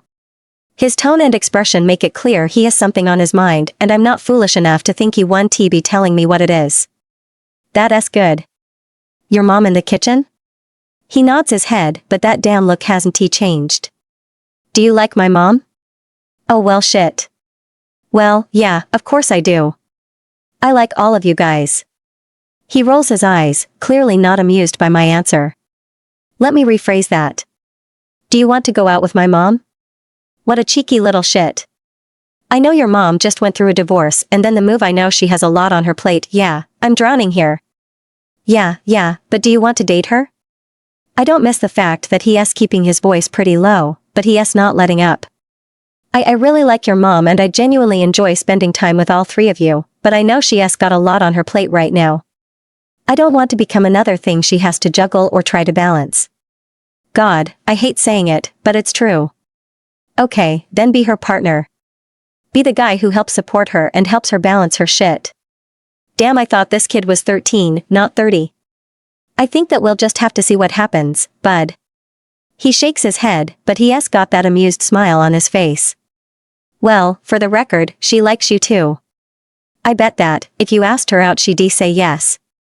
He finishes dropping that bomb by shrugging his shoulders, but doesn't stick around to see the fallout, which I'm a little grateful for. Instead, he walks to the kitchen with me slowly trailing behind him. Hey, Mom, Logan S. here.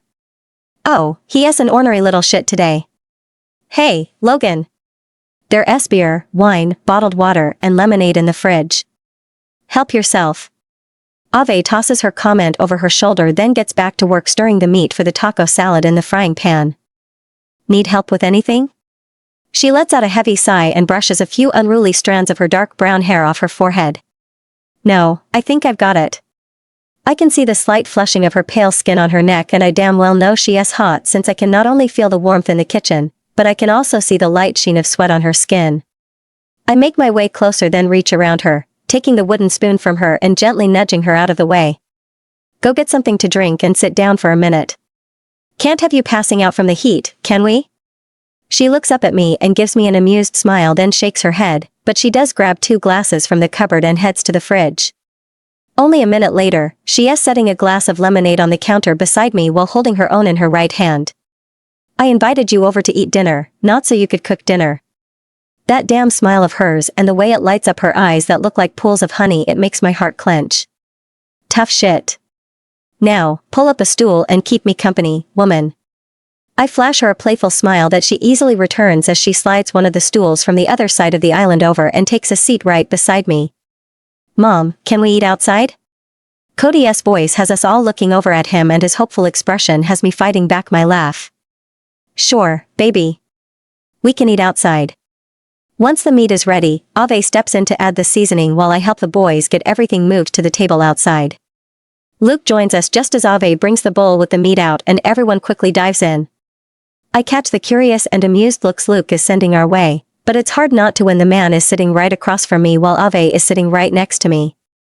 Sweetheart, dinner was delicious. I was thinking I could take the boys to get some ice cream from that little shop on the pier. You know, get some one-on-one time with my grandsons. Yeah, none of these people are good at being subtle, but I kind of don't mind right now. Yeah, okay. I'm sure they do like that, Dad. Luke looks too damn proud of himself and Bryce looks no better, but Cody's just excited because of the promise of ice cream. Logan. Once Luke and the boys take off, I help Avery with cleaning everything up, though she insists several times that I don't need to. I spend the entire time we're in the kitchen trying not to focus on every single time our fingers brush against each other's while passing off dishes, or the way her hip nudges mine when she shifts her weight on her feet. I try, but I sure the hell don't succeed. You feel like going for a walk? I need to take Hope out, so I thought you might want to go with me? The shy smile she gives me is beautiful, absolutely stunning. Yeah, sounds good to me. Let me grab my sweater real quick. She hurries out of the kitchen, and a minute later, she is walking back in, pulling an oversized hoodie over her head. She follows me out the front door, then across the yard, crossing into mine, then up to the door. When we walk through the door, I watch her closely, observing her as she lets her eyes scan the entryway. When she moves into the living room beside me, her eyes catch on the picture on the entertainment center, a picture of the men I served with that was taken the first day of our deployment. That was taken 6 years ago, my first day of my deployment. She nods her head, then lets her eyes move on to the 2 pictures beside it, one of my parents and one of my grandparents. Does your family live close by? She tilts her chin toward the pictures as she asks. My parents live about 40 minutes away and my grandparents live 2 houses down from them. You have any other family around here? She looks up at me and shakes her head. No, just Dad. My mom and her husband live an hour away, but I haven't seen her since I found out about Dan screwing her husband's daughter, and I'm an only child biologically. This is the moment when Hope finally decides to make her way out to the living room, her tail wagging the second she spots us. I grab her leash off the back of the couch and hook her up, then lead the way out the back door. The first few minutes of our walk is quiet, aside from the sound of Hope tearing through the sand as she runs off her energy. It isn't until we reach the water that I finally decide I can't handle the quiet anymore. So, I know we already have plans to head to the lake with the kids next weekend, but I was wondering, would you like to go to dinner Thursday? Just the 2 of us. I can't remember a time where I was ever this nervous, but she doesn't make me suffer, doesn't make me wait. Yeah, I do like that. With the setting sun still lighting the sky, I can see the deep blush coloring her cheeks, and it makes me smile. I don't even let myself second guess it, I just reach over and take her hand, lacing my fingers with hers, and she doesn't pull away. Should I dress up, or are we going for casual? My mind goes wild with what she look like all dolled up, but, truthfully, she is perfect the way she is, and I don't want us to be uncomfortable while getting to know each other better. Definitely casual, at least this time. She actually looks relieved, so I feel a hell of a lot better about my choice. Fair warning, I've never technically been on a date before, she lets the sentence trail off, but the fact that her own husband never took her on a date is pretty screwed up. Seriously? Not even a dinner date or anniversary date? She looks embarrassed when she shakes her head, and it makes me feel guilty for asking. No.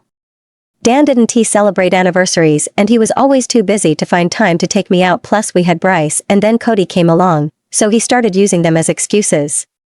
Yeah, this guy is a piece of shit. Okay, that's no, I'm not going to say that's alright.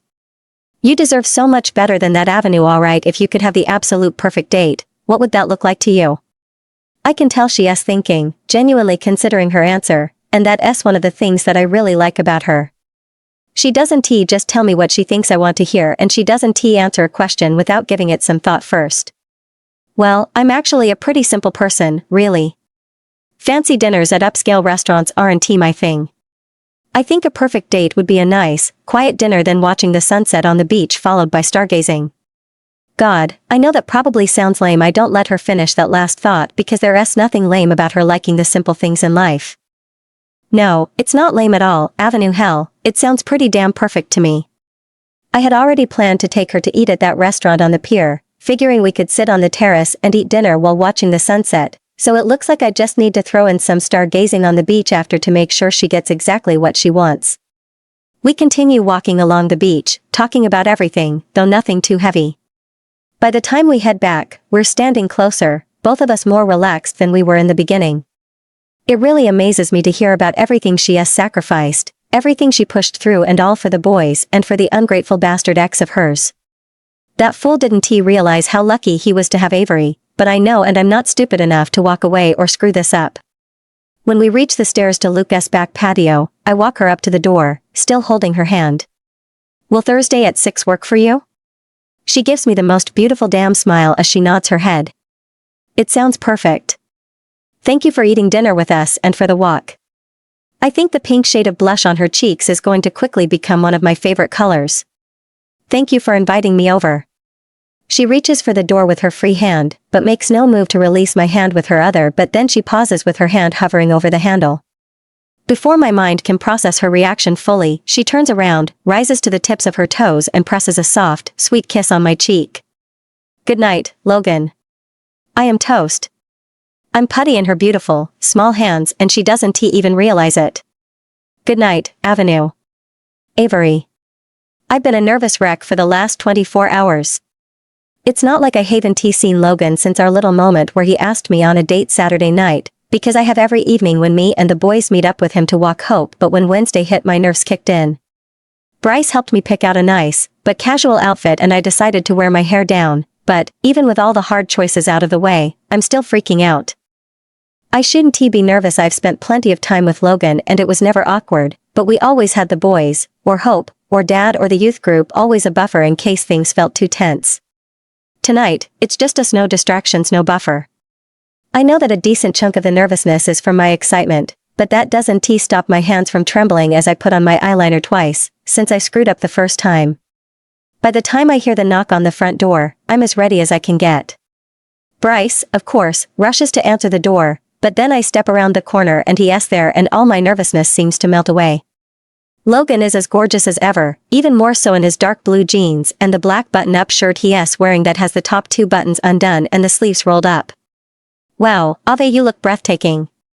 It's not what he says that gets me, but the breathy tone when he says it, the way he seems to struggle for a moment to get the words out. Thank you. You look really good yourself.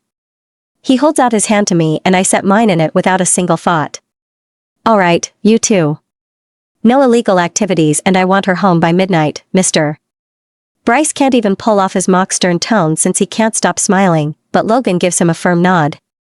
I'll take excellent care of her, sir, and I'll have her home by 11. Bryce quirks his brow, but he nods, honestly looking pretty satisfied with Logan's answer. Good, now go have some fun. Logan gives a single nod then leads me out of the house and over to his Jeep, not letting go of my hand until we reach the passenger door, which he opens for me like a perfect gentleman. The first part of the drive is quiet, but comfortably so, as he navigates the streets while I stare out the front window, though he did reach for my hand as soon as he pulled onto out of his driveway and I did immediately accept. How are things progressing with the manuscript you were working on? Was the author happy with the revisions? It still blows my mind to see how much he actually pays attention when I talk. Surprisingly, they were. I forwarded it over to the publisher yesterday morning and now I get to move on to the next one. How did your meeting go this morning? I remember him discussing a meeting with a prospective client whose business is struggling to make the updates that are needed to their equipment, but he didn't go into much detail. It wasn't as productive as we had hoped it would be. The man was completely unprepared to meet with us and failed to bring in half of the documentation we had requested. Now we have to meet with them again in 2 weeks to review everything. All in all, it was a colossal waste of time. I roll my eyes, feeling irritated on his behalf because I can only imagine how frustrating that must be been. That's ridiculous. They came to you for help, but didn't he bother bringing the information necessary for you to even consider helping them? He nods his head, his eyes never leaving the road ahead. Yeah, that's how we all felt. The worst part is that I have to smile and pretend I don't want to throttle the guy at the fundraiser next week. I really hate going to the public events. I completely understand what he means. Yeah, I get that. Before everything went to shit, Dan used to drag me to all his company's charity events and I hated it. It felt like the whole purpose of the event was for people to have a reason to get overdressed and act like social elitist pricks. That earns a deep, rumbling laugh from him and a gentle squeeze from his hand that's wrapped around mine. Well, if you feel like saving me from my misery and giving me someone to talk to that isn't after my money or a business deal, you should come with me. For a second, I think he is joking, but when the car stops only a minute later and he turns to face me in his seat, I realize he actually meant it. Well, I do have the dresses for it. I give him a playful smirk, but his whole face lights up like I just told him he won the damn lottery. Really? I give a nervous and almost casual shrug then nod my head. If you really want me there, then I'll go. Maybe a smarter person would be waited to see how the first date goes to agree, but his smile makes it impossible to refuse. Oh, I definitely want you there. Come on, let us go eat. Yeah, I don't miss the fact that he brought us to the pier and, honestly, I'm damn glad he did. I was expecting for us to take a table, maybe one overlooking the ocean, but then the hostess leads us upstairs to the rooftop seating area where there's only one table that's set with a single hurricane lamp at its center and fairy lights surrounding the railing. What can I get you both to drink? Logan turns his attention to me, still being the gentleman. A bottle of whatever dark lager you have for me. Logan looks pleasantly surprised and asks for the same. The hostess sets our menus on the table as we take our seats across from each other, then hurries off to get our drinks after promising that our waitress will be with us soon. Logan. God Avenue damn near gave me a coronary when she walked out wearing a pair of skin-hugging black jeans and that soft, light gray cashmere sweater. Honestly, if her kids and dad hadn't been sitting in the living room with a perfect view of us both, I might have turned our PG greeting into something much more satisfying. I was already excited when we left her dad's house, but then we started talking about our work and the way she showed such genuine interest in what I had to say and the pure outrage she felt on my behalf for the idiots I had my morning meeting with. It was amazing. I hadn't planned to invite her to the event my company is sponsoring next week, but I sure the hell don't regret it. I thought that her agreeing to go would be the highlight of the evening, but then I saw the look of pure awe on her face when we stepped onto the rooftop terrace. The women I'm used to would be jumped at the opportunity to request a bottle of expensive wine or champagne, so my mind was blown when she asked for a damn beer. Alright, we've covered a lot of the bigger stuff, but why don't we cover some basics? Let us start simple. What's your last name? She asks the last with an amused smile and, I get it. We've been spending time together for a few weeks and last names haven't even been discussed. Keller. What's yours? I see the wheels turning in her head and I have to wonder if she'll connect the dots. We live in a town that's technically a small city and my family's name is pretty well known here. Andrews, though that LL change once I go back to my maiden name. Matthew Keller Keller Investments? I nod my head, but now it's my wheels turning. She said her ex-husband's name is Dan, her married name is Andrews. The prick who wasted my time at this morning's meeting was Daniel Andrews. The world can't be that small. Yeah, my dad is Luca Keller. Your ex he*s Dan Andrews? I ask cautiously, hoping like hell he is not, or maybe I'm hoping he is. Hell, I've been trying to imagine the face of the piece of shit who threw away an amazing woman and 2 amazing kids. Yeah, Daniel Trent Andrews. Why? Her brow furrows, but she doesn't look mad, just cautious. Well, it's definitely a small damn world. His family owns Andrews Construction, right? Great, now her body is tense and her hands are curled into fists on top of the table. Guess that's answer enough. Yes, but how do you know him? Should I can see what she is thinking clear as day and I don't fucking like it. She is wondering if that prick and I are friends, or if this might be some kind of game. Yeah, we're shutting that down right now. Well, remember that meeting I told you about that was a complete waste of time? That was him. Had I known if I knew he was who he is to you, I would have been a lot less polite and understanding. Good grief, now my hands are curled into fists. I feel her soft, warm hand settle over mine and look up to see her giving me a soft, but slightly tense smile. While I adore the fact that you would retaliate against him for me and the boys, it's not worth it. Yes, not worth it. I don't want you treating him any different than you would any other client, not for us. I already got the only good things that man had to offer, so let him succeed or fail, but don't let what he did to us affect how you handle him as a client. God, she is too damn amazing. You have my word, but if today's meeting is anything to go by, there is no way I'll be able to work with him anyway. She shrugs, clearly accepting the answer. Okay, we aren't going to have any epic revelations if I ask your favorite color, right? That earns a deep, full belly laugh from me as I flip my hand under hers so I can wrap my fingers around her small hand. No, nothing shocking to reveal there. My favorite color is green. She uses her free hand to dramatically wipe her brow and gives me the sexiest little smile. And the world is still standing, folks. Mine is purple. How about favorite movie genre? And so our game of 20 questions begins. It turns out we both love comedy movies, dislike romance ones.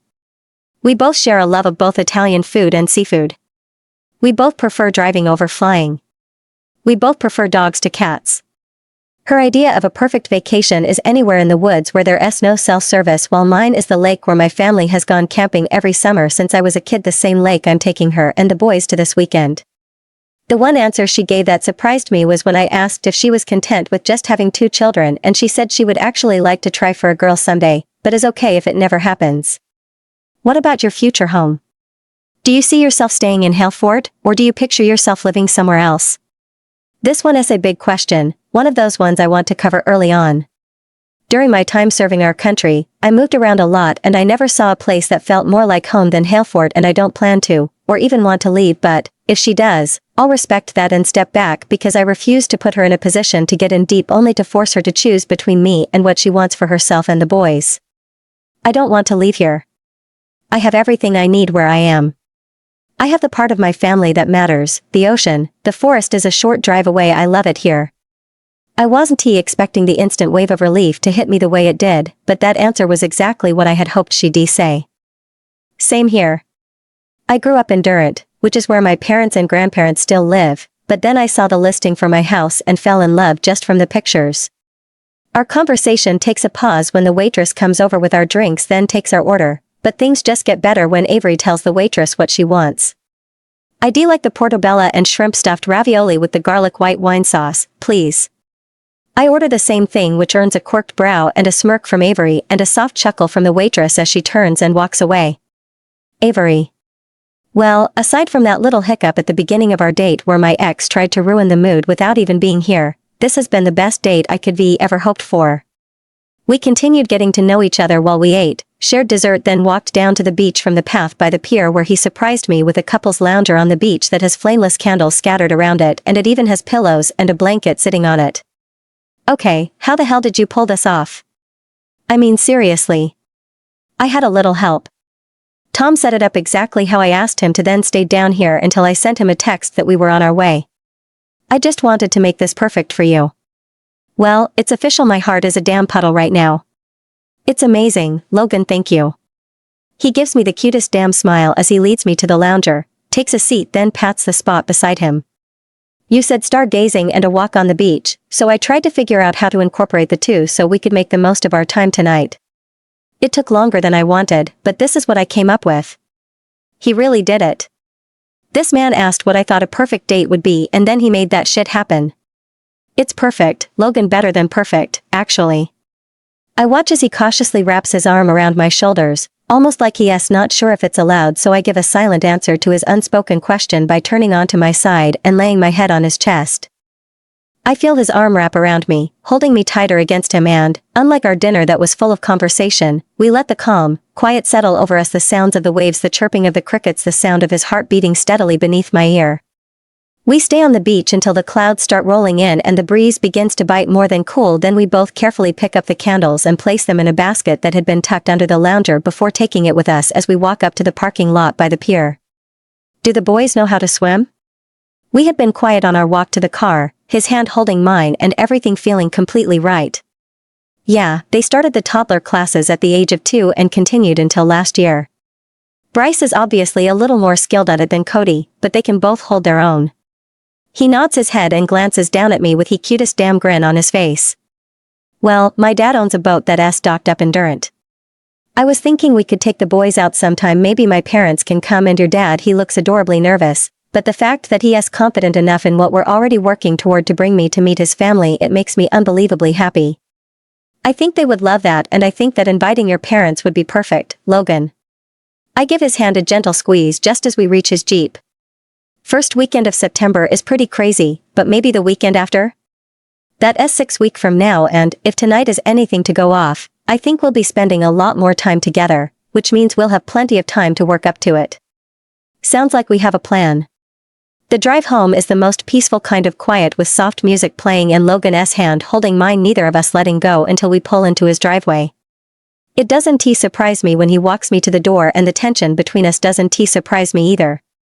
What is the appropriate parting for a first date when you've already spent several weeks getting to know the person you're with? Is kissing on the first date too much? I'm getting stuck in my head, but he instantly grounds me when he places his hand on my cheek so damn gently that it makes my breath hitch. Is it too soon to ask if I can kiss you? Oh, God, I hope I get the answer right. Please do. That earns the kind of smile that makes my heart trip over itself, but he leans in slowly until his lips are pressed against mine and the whole world explodes in the most beautiful way. I don't know if I was expecting a rough, passion-fueled fury, or if I thought it would be some reserved, chaste kiss, but it's neither. He kisses me like I'm something soft, something sacred. Then when he pulls his lips from mine, he rests his forehead against mine. Is it supposed to feel that intense? It may be a foolish question, but it's not like I have anything to compare it to. Yes, my only experience is with my worthless bastard of an ex. Sad, I know. When it's right, yeah. He wraps his arms around me, like he is fighting himself to walk away and losing, then lets out a heavy breath that blows through my hair and makes my body shiver against his. I'm really trying not to rush things. I swear I want to be respectful, to earn not just a place with you, but my place with the boys. That's literally the only reason I'm going to say goodnight and walk away now before I screw this up. His words have my heart racing, but doesn't he realize he already has been earning his place with my boys by doing nothing more than showing up? Okay. Coffee on the patio before you go to work tomorrow? He pulls back, his hand still settled on my waist as he gives me a smile that makes my damn knees weak. It's a date. He leans down and presses his lips to my forehead, though I can feel the amount of restraint it's taking for him to not ask for more. Good night, Avenue. Good night, Logan. Logan. Holy shit. I kissed her and she let me. Yes, I'm fully aware that I am most definitely not acting like the 42-year-old man that I am, but she let me fucking kiss her. I was already thrilled beyond words that she agreed to a boat trip with both of our families, but that kiss, it was the perfect end to a perfect night. I make sure to shoot off a text to Tom to thank him for his part in the end of our date night, then head to bed feeling more alive, more whole than I have in years. The lake trip last Saturday with Avery and the boys was amazing, and I got to see them completely let loose for the first time. Let me tell you, those boys are full of energy, but when they crash hard. It's been a week since our date, but we spend every morning drinking a cup of coffee on her dad's back patio, then every evening eating dinner with her family and walking the beach. Don't worry, we've shared a lot of kisses too, and each one is better than the last. Tonight is the damn fundraiser, and, while I was excited to take her out again, I got news that makes me less sure about the whole thing. We got a last-minute RSVP notice. Daniel Andrews will be attending with his pregnant girlfriend Chloe Jameson. I wanted to call or text Avery the second I saw the email come through, but I feel like this is a face-to-face conversation. I don't want to give her room to agree to it when it's not something she actually wants to do. The whole drive home seems to drag on, but I finally pull up at 2 in the afternoon. I head straight to Luca's front door, knowing I'll be interrupting Avery's work, but now feeling like I can wait. Hey, Logan. You here to see Ave? Luke gives me a knowing grin that quickly fades when he sees my expression. Yeah, I need to talk to her before it gets too late. He opens the door wider and steps aside to let me through, then follows behind me as I head straight to the dining room where Avery is, indeed, working. Ave, she already has a smile on her face before she even looks up, but it vanishes the second she sees the worry I know is showing plainly in my expression. Hey, what's wrong? I pull out the chair next to hers and take her hand in mine, needing something solid to help ground me. We got a last-minute RSVP for the fundraiser Daniel Andrews and his +1 Chloe Jameson. When I asked you to go, they hadn't responded, otherwise I wouldn't have asked. I would never put you in that position. Obviously, I'm not expecting you to go tonight, Avenue. I'm sorry. She takes her right hand and places it over my mouth before I can finish my apology. I'm going, Logan. Whether Dan's there or not, I agreed to go for you, not him. I'm not hiding away. I'm not ashamed, and I'm sure as hell not afraid of him. Now, stop your panicking, go shower, and get your sexy suit on so we can go mingle with the rich folks. I know she can feel me smiling against her palm because she returns the smile with ease before lowering her hand. You're amazing, Avenue. Alright, I'm going to go let Hope out and then I'll start getting ready. Which is exactly what I do after stealing a PG-rated kiss. So, you know that moment in all the cheesy romance movies where the guy knocks on the door and it opens to reveal a woman that looks so gorgeous that it makes your damn heart stop? Well, the moment Luke's door opens is like that, only 1,000 times better. When Avery said she had dresses for the event, I hadn't realized just what kind of dresses she meant. Standing before me is an angel in a black silk ankle-length gown with a low-cut front, open back, and the thin straps are silver chains that have a chain that runs between her shoulders to hold them in place. Her brown hair is in some intricate twisted style with soft curls falling to frame her face, while her smoky-looking eye makeup makes her honey eyes impossible to ignore. God help me, I'm going to be fighting off every man in a 100-mile radius. She rewards me with the sweetest, softest chuckle. Yeah, well, I have a feeling my heels will be doubling as weapons tonight with how good you look. Her cheeks flush when she says it, but she locks her eyes with mine, not hiding away from the admission. Come on, let me go show you off and making every man there jealous. I offer her my arm, which she seems all too happy to take, then we say goodbye to Luke and the boys before making our way to my Mercedes, the car I only use for special occasions. It isn't until she's sliding into the seat that I realize the damn sinful dress has a slit up the right side that goes just past the middle of her thigh, and yeah, my body reacts. Once we're both seated and buckled, I pull out of the driveway while hoping like hell I hid the evidence of how much my body is craving her right now. Are you sure you want to do this? Hell, maybe thinking about her ex will calm my damn hormones a little. I'll be with you, I'm going for you, so yes, I'm sure. I swear to God, if her ex or bitch of a stepsister try to start shit, I'll be going to jail tonight. I just don't want you to be uncomfortable. I want you to be able to enjoy yourself. She takes my hand, lacing her fingers with mine. As long as you're with me, I'll have a great time, Logan. Stop stressing about it. Do you usually take dates to the company events? I love that she can ask that without sounding even the slightest bit jealous. No, this will be a first for me. I've never wanted to take anyone, not until you. She lifts my hand to her mouth and places a soft kiss right over my knuckles. Then I'm glad I get to go with you tonight. The rest of the drive is quiet, but it's not the uncomfortable kind, and, before we know it, we're pulling up in front of the hotel where the event is being held. Avery. Am I a little nervous about the possibility of running into Dan tonight? Sure, a little. Am I willing to miss out on spending the evening with Matt and supporting him through the event? Hell no. In the short time I've known Matt, he has helped me feel confident, important, and desired in ways I didn't realize I needed. With him by my side, I know I can face Dan and Chloe even if I'd rather not have to.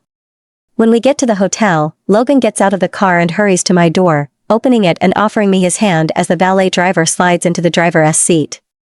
Okay, I know you said you've got this, but I don't want you going anywhere alone. I'm not giving them a chance to corner you or cause trouble. For the record, if they start anything, I'm cutting the deal with them not because of you, but because this is a business event and I want to work with someone who can't respect that. His reason makes sense and I easily nod my agreement. Noted. Alright, let us go mingle, mister. He gives me a playful smirk, then leads the way up the ridiculous carpet path and into the building that, unbelievably, is more fancy on the inside than the outside. Logan introduces me to clients, potential clients, politicians, and law enforcement officials who were invited as guests for tonight's event. Everything is going great until they walk in. Dan is just as arrogant looking as ever with his perfectly slicked back blonde hair, hazel eyes, and lean body wrapped in a suit that likely costs as much as his monthly mortgage payment. Then there's Chloe, tall, perfectly styled light brown hair, designer dress that shows off her rounded stomach and her hand already gripping onto Dan's arm like a possessive parasite. Well, I see the evening's entertainment has arrived.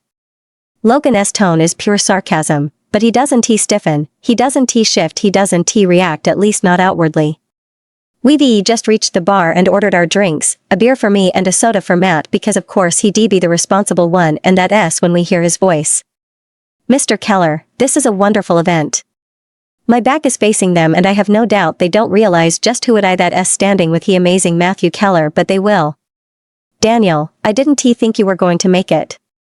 Logan's tone is carefully neutral, likely not wanting to draw attention to me before I'm ready. The second his eyes lower to meet mine, I give a small nod, a silent acknowledgement that I'm ready, though I have no clue what he has planned. This must be your girlfriend, Chloe. It's nice to meet you. Please, let me introduce my girlfriend, Avery. I turn and, I'll admit, the reactions were totally worth the dramatic and highly unnecessary introduction. Wait, you're dating you too? Oh, this is priceless. Hi, Daniel. Nice to see you again, Chloe. Logan slips his arm around my waist and I melt into his side naturally. Chloe's face is a mask of pure rage while Daniel seems stuck between shock and disbelief. I didn't know you had started dating already. Daniel's tense voice makes Logan's body tense for the first time all night, but it's not necessary. At least I waited until our marriage ended. Besides, why would you know? We're no married, so what I do and who I do it with is no longer any concern of yours. Well, this has been fun and all, but Logan and I need to make our rounds. You two have a good evening. Logan seems more than happy to lead me away, actually seeming eager to. He takes my beer and sets it on the tray carried by a server passing by as he leads me through the crowd to the hall where the restrooms are located. As soon as he checks to ensure the coast is clear, he has me pinned to the wall with his lips crashing into mine and his arms holding me flush against him. Our kisses have always been passionate, but this it's pure hunger and I love it. I can tell it takes a great effort for him to pull back, even his forehead pressing to mine feels like an exercise in restraint. God, you are so damn sexy, but seeing you put that prick in his place, it took everything in me to not devour you right there in front of him. Yeah, that fantasy is now going to be living rent-free in my head for the rest of the night. I don't think I would have stopped you. The second the pained groan slips past his lips, we both chuckle as we quickly smooth ourselves over so we can return to the dining hall. Our table is set 2 away from Dan's, and with my chair facing their table, I don't miss the way he's watching us, or the way Chol is glaring, and yes, it brings me a small amount of satisfaction. Maybe it's petty, it might even be shameless, but with every glance I send their way, I lean more into Logan. I even place a few innocent kisses on his cheek that have Tom smiling from his seat across from me and Chaz smirking from his seat on the other side of Logan. I'm not using him, not in the sense most would think. I'm not using him to make them jealous, but if their jealousy or anger manifest as a result, that's on them. I'm simply leaning into Logan and letting myself enjoy the connection, the comfort, the warmth of a man who sees me as a woman worthy of love, respect, and affection. Besides, it's not like Logan minds, not even a little. Want to dance? I tilt my head up and give him a smile that's mostly mischief. How much longer do we need to stay here? His brow rises and I can see him trying to piece together why I'm asking. We can leave whenever you want to. Is everything okay? Oh, the poor guy is worried. Yeah, but I think you and I need to finish what you started in the hall. His eyes widen and his lips curl into the most breathtaking smile. Sorry, gentlemen, but my date and I need to call it a night. Tom gives us a knowing grin, but Chaz, the saucy bastard, just has to say something. Yeah, I'd have to call it an early night if I had a heated makeout session in the hotel hallway too. Logan sends a glare his way, but I give him a satisfied smile. Oh, Chaz, the hallway was just a warm-up. You boys have a great evening. Logan. Could she be more perfect? She stood up to her ex, let me kiss her like there was no tomorrow, and she took Chaz's comment and turned it around in such a way that his damn jaw dropped and, for the first time since I've known the man, he was left speechless. The drive home is too damn long and, if I didn't respect her so damn much and want my first time with her to be something she regret, I would be pulled over in an alley right after we left the hotel. When we finally reach my house, the tension between us is officially a living thing, but we're not rushing, we're not frantic. She lets me help her out of the car, the heat of her hand in mine as we walk to the door is grounding and steadies my steps. I easily get the door open and lead her inside, then shut and lock the door behind us. The click of the lock sliding into place seems so final, it's the sound that shatters the fragile thread of restraint for both of us. I don't know who moves first, maybe she does, maybe I do, but we crash into each other, leaving a trail of clothes from the foyer to my bedroom. I wake up to the warmth of the sun shining through the bedroom window, the one we forgot to pull the curtains closed on last night, but we were obviously preoccupied. I feel Avery's head on my chest, her hand resting palm down, right over my heart, and her right leg laying over the top of mine. If there is a heaven, I'm pretty damn sure I'm in it. I feel her slow shift, her body stretching as the cutest groan escapes her. Good morning. She mumbles the words right against my chest before she lifts her head and locks her honey brown eyes with mine. Good morning, beautiful. How did you sleep? I raise my hand and brush a few stray strands of hair out of her face and tuck them behind her ear. Best sleep I've had in as long as I can remember. How about you? My hand cups her cheek and there's no stopping my smile. Best night sleep ever. We should get up and head over to your dad's. I bet the boys have questions and we can get coffee started for your dad. She reluctantly sits up, the blanket falling away from her and giving me a view of her beautiful, full breasts. I get up and go to my dresser, pulling out a t-shirt and shorts for me and a shirt and a pair of sweatpants with a drawstring for her. It only takes us about 10 minutes to get dressed and a few minutes more to track down her clothes from last night, then we take Hope with us as we head over to Luca's house. It's no surprise to either of us that the boys are awake, and even less so that Bryce has a comment ready the second we're through the door. On a scale of 1 to 10, I rate your walk of shame a solid 8. He finishes his dig by shoveling a spoonful of cereal into his mouth, but I catch the little shit's smirk. Well, nice try there, bud, but there's no shame here. I smile at Avery's comment and Bryce gives her a nod, like he approves of her answer as much as I do. Avery gets to work making coffee while I sit down with the boys at the island and ask how their night went, which sparks a story I'm not awake enough for, but listen to with firm focus anyway. Grandpa snores loud like a dinosaur. It was so cool. Cody's commentary comes complete with his own roar, an attempt to imitate his grandpa. I played video games after Gramps fell asleep. Bryce throws it out like it's an afterthought, quickly shoveling the last bite of his cereal into his mouth. Avery pours us both a cup of coffee, hands me mine and leads the way out to the patio, still wearing my clothes and looking damn good in them. She sits down on the bench by the railing and, as soon as I sit down beside her, she leans into me. The boys didn't seem at all fazed by our entrance. My comment earns a soft laugh from Avery that has me smiling again. No, they certainly weren't. If anything, I think Bryce was rooting for us to get together. The little shit was pushing me toward you since the second flag football game. Wow, he really is an ornery little shit. Remind me to thank him. Avery and I have been officially a couple for 3 months now and things are going well, amazing. It's not just the sex, though that is, without a doubt, fantastic, but it's everything. She always asks about my day, she sits with me and helps organize information for presentations for the security firm, we both spend time with the boys, she always tries to plan things around Hope so she's not left alone too long, and then there are the boys. Bryce and I have a bond that I don't quite understand the source of, but appreciate and respect to the fullest. Cody has been thrilled with having us all spend time together, whether it be at home, on the beach, in town, wherever we go. The kid is happy as long as we're together. The boys started school a few weeks ago and even that's been great. They both made friends quickly and are adjusting well. BTU, my favorite part is picking them up each day. Avery drops them off in the mornings, but, because I insisted, I pick them up on my way home from the office. I love listening to them talk about their day, hearing Cody explain everything with his usual excited tone and hearing Bryce detail things like he's trying really hard not to appear excited.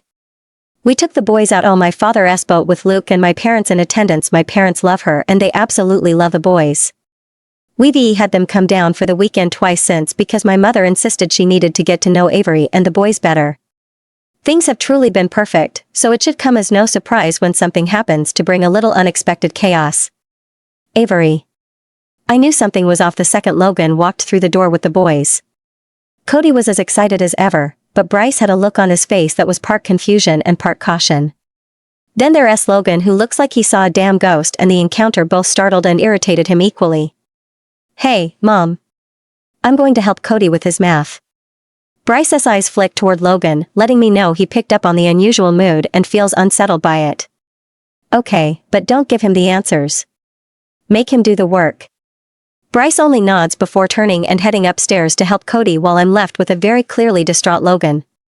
Hey, what's going on? You look like the ground just fell out from under you. He closes the distance and takes a seat in the chair next to me. My grandma is in the hospital, minor heart attack. I don't hesitate to stand up and wrap my arms around him, pulling his head to my chest as his arms wrap around my waist. Do you know how she is doing? Is she going to be okay? He takes a deep, shaky breath, then leans back and looks up at me with his watery blue eyes. She was in surgery when my mom called, and then she sent me a text to say she was being moved to a room an hour ago. She is stable. I place my hands on his cheeks, making sure I have his full attention. I'm going to have my dad watch the boys tonight, and he can handle drop-off and pick up tomorrow. Go home and pack a change of clothes, then get back over here. I'm going to drive you up to Durant and we're going to go see her. I feel his entire body release enough tension to allow his head to drop forward until his forehead is resting against my chest. Okay. The drive to Durant is an hour long, but it feels so much longer with the heavy silence that filled my truck the whole way here. We reach the hospital at 5 and find the room easily enough, but then I feel Logan tense up beside me. When I look up, I notice his eyes focused ahead, and I follow his gaze to find a man and woman standing in the waiting area. The man bears a slight resemblance to Logan, and the woman, she is tall, blonde, thin, and she is dressed like she is going out to a club rather than visiting a hospital. Is that I don't know if I can finish asking, but, luckily, I don't have to. Yeah, that's my brother and the ex. Come on, let us go see my grandma. His hand holds mine with a steady yet gentle grip as he leads me forward, not even pausing by the couple as we make our way to the room number his mother had given him in a text message. When we enter the room, my eyes land on the small, fragile form in the bed first, but then I see Logan's parents, Lisa and Mike, sitting on the green vinyl couch by the window. I guide Logan to his grandma's bed, then wait until he has lowered himself into the seat beside it before approaching his parents. Hey, any updates on how she is doing? I see the relief cross Lisa's expression and feel something in me loosen that I didn't even realize had been wound too tight. The surgery went well. They said that, barring any unforeseen issues, she should make a full recovery. Thank you for coming with him, Avenue. She reaches out, takes my hand and gives it a gentle squeeze. He needed to be here and I couldn't let him carry this alone. How are you both holding up? Can I get you anything? Coffee? Something to eat? Lisa looks exhausted, but Mike seems a little more alert. She hasn't eaten anything since breakfast. Could you see if the cafeteria has a sandwich or something light for her? He looks at his wife with love and adoration, but I can see the worry there too. I can do that. I'll be back soon. I go to Logan and wrap my arms around his shoulders from behind him, moving my mouth close enough to his ear for him to hear me without having to speak beyond a whisper. I'm going to go get your mom something from the cafeteria. I'll bring you a coffee. He turns his head and presses his lips to mine, giving me a soft kiss that's clear appreciation. Thank you. I give him a soft smile, then turn and make my way out of the room and back down the hall toward the elevator. You know how life tends to throw things at you when you aren't quite ready to deal with them? Well, life decided to throw Logan's brother and ex at me, or rather it decided to put them in the elevator with me. Are you Logan's friend? That would be his cheating ex. I'm Logan's girlfriend.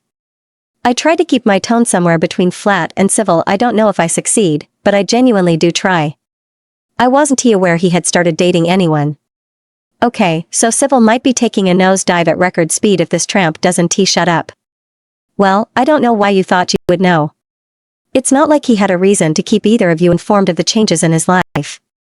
Even staring straight ahead, I can see their reflection clearly in the chrome door. His brother looks like a puppy that just got kicked, but the ex, she looks like I hit a nerve. We're his family, not just some girl he decided to pass time with. For the first time since she first opened her mouth, Logan's brother speaks. Vicky, stop. I watch her reflection as her head whips around and she stares him down. No, Isaac, I want to stop. This is a family situation and he brought his fuck buddy here? And this is where civility dies. First off, I'm not his fuck buddy, I'm his girlfriend. Second, I don't think a woman who cheats on her fiancé with his own brother while he is going through basic training is in any position to comment on anything where this family is concerned.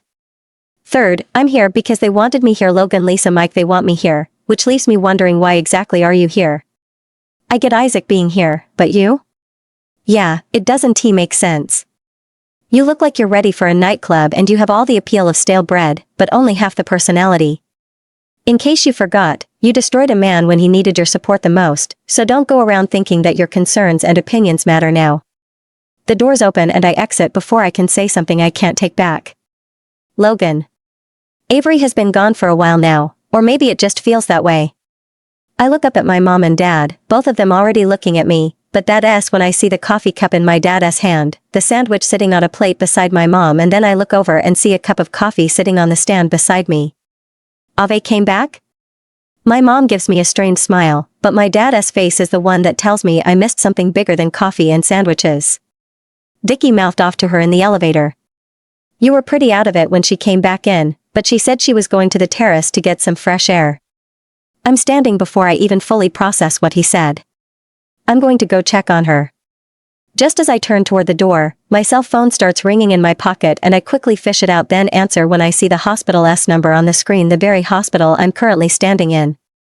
Hello? Is this Matthew Keller? Yes. Hi, this is Mary and I'm a nurse at the Durant Community Hospital. I have a Ms. Avery Andrews here. She had a pretty bad dizzy spell and fainted in the hall near the terrace. Where is she? Is she okay? She is in the emergency department and a doctor is checking her over now. I'll be right down. I end the call and turn to look at my parents, who are both looking at me with concern. What's wrong, son? I look at my dad and take a deep breath that makes my chest ache. That was a nurse from the emergency department. Ave, she fainted. My mom gasps, but it's the slip in my dad's usually steady composure that hits me the hardest. Go, she needs you and I want a text message the second you know anything. I give him a stiff nod, then quickly exit the room. I swear, the universe is trying to test my patience and restraint right now, because I barely make it past the waiting room when I hear Vicky's obnoxious voice call out to me. Logan. How could you bring that woman here? This is hardly the place to bring some casual fling. Your grandma is in the hospital, for Christ's sake. I reach the elevator and I know she is still approaching. Her footsteps are too loud to be discreet. Vicky, you should turn around and go back to Isaac before I say or do something that I damn well know I want to regret. I press the call button and, because I'm not already stressed enough, she opens her damn mouth again. She shouldn't be here, Logan. This is a family matter, not a social gathering. I turn so fast that it startles her enough for her to take a step back and her eyes widen. What the hell do you know about family? Avery, she understands something you never did. She is here because she knows that you don't run away when things get hard. She knows that respect, love, loyalty, and support are part of a healthy relationship, not an option, but a guarantee. She is here because she is ready to be the person I need during a difficult time in my life. She is not just my girlfriend, Vicky, she is the woman I see a future with. Now, I'm going to go get the woman I love, and if you say one more word to her, I'll request that you be removed from the hospital for your hostile behavior. Considering this hospital is primarily funded by my donations, I don't think they would even bother asking questions. I step into the elevator and press the button for the first floor. When I reached the main desk for the emergency department, it took only a few minutes for a nurse to come out and lead me back to a room where Avery is laying in a white bed with her skin looking unusually pale. Hey, I'm sorry, what the hell is she apologizing for? No, don't you say you're sorry. It's not your fault. Has the doctor figured out what happened? Is it stress? Did you forget to eat? I can see how nervous she looks, and it makes me worry that this might be something far worse than a random fainting spell. They ran blood work and they said before she can finish, the door opens and a woman ushers in a machine and offers Avery a warm smile. Alright, are you ready, Ms. Andrews? Avery gives a weak nod, but her eyes never leave mine and it kills me to see how terrified she looks. I watch as the woman prepares her equipment, but things don't really click into place until she lifts Avery's shirt and rolls down the waistband of her leggings before tucking a washcloth over it. Ave? That's all it takes, just her name, and the first tear falls. The woman, who seems completely oblivious to the tension in the room, squeezes some gel onto Avery's stomach, then turns on the monitor on the cart and grabs a wand off the hook on the side. I watch as she presses the wand gently on the center of her stomach and slowly glides it over a little, then stops as an image takes form on the screen. Well, there it is. Heartbeat looks good, measurements put you at about 9 weeks, amniotic fluid is measuring perfect. All in all, you have a very healthy baby. She says it so casually, like she didn't just drop a bomb in the damn emergency room. Avery nods, but can't seem to produce words as she watches the woman wipe the gel off of her stomach, then push the cart out of the room, closing the door behind her. You're pregnant? God, my voice is barely a whisper, but she heard it. I didn't plan this. Shit, does she think I'm upset? Ave, sweetheart, I don't know how you feel about it, but I love you.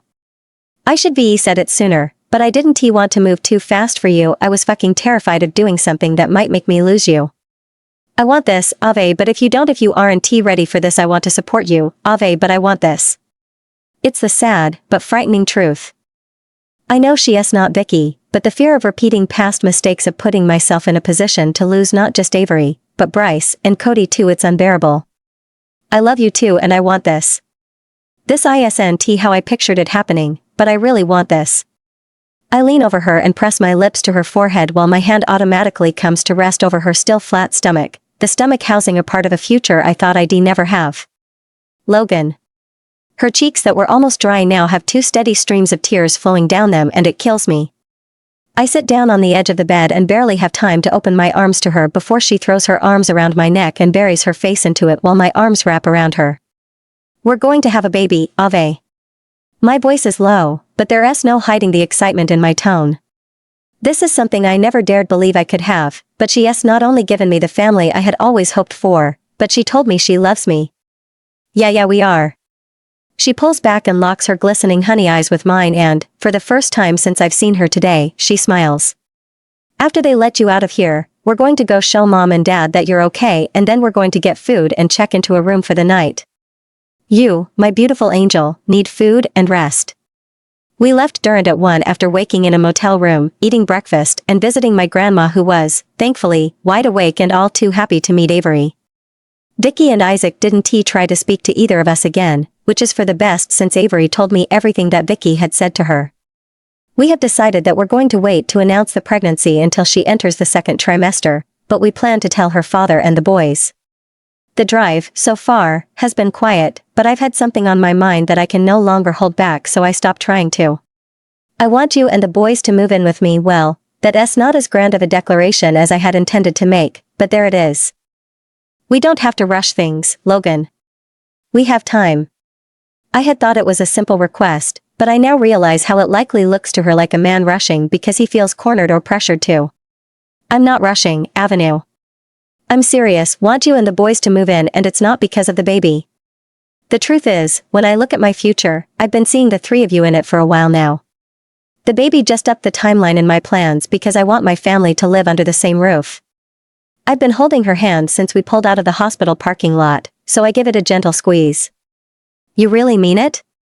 She has done so well with overcoming the insecurities and damage her ex created, but it's moments like this where they clearly tried pushing their way back in, but I refuse to give them room to breathe. I've never been more sure of anything, Avenue. I know this is scary and it's all happening faster than we expected, but I know exactly what I want. I guess the question is, what do you want? I don't ask it cruelly, just cautiously and honestly. I need her to know that her opinion matters and that I respect her enough to listen to it. I think we need to talk to the boys, but what I want is you to live with you, to grow this family with you. Her voice is soft, but steady as she watches my reaction, the one that comes with a bright smile. Then let us talk to the boys and Luke over dinner. We can figure this out together as a family. We spent the weekend moving Avery and the boys' things to my house, a decision that was made in under 3 minutes while we ate pizza and received amused support where we expected chaos and resistance. While Luke and the boys were surprised about the baby, no one had been the least bit upset. Tom and Chaz were all too happy to help, even when the only break we got was the flag football game at the youth center. It took all of Saturday and most of Sunday, but we got everything moved over and unpacked, the boys each getting their own bedrooms while Avery, obviously, moved into mine. In my 4-bedroom home that used to seem too big, it now feels full in the best way. I haven't mentioned it to Avery yet, but I plan to turn the 4th room, the one closest to ours, into a nursery. I also made plans for a surprise for her, one that will be completed tomorrow evening while she works on the book she's pushing to finish editing before the end of the week. She has spent months doing her work from dining tables, but after tomorrow, she'll have her own desk in my den downstairs where she can do her work comfortably and not be disturbed.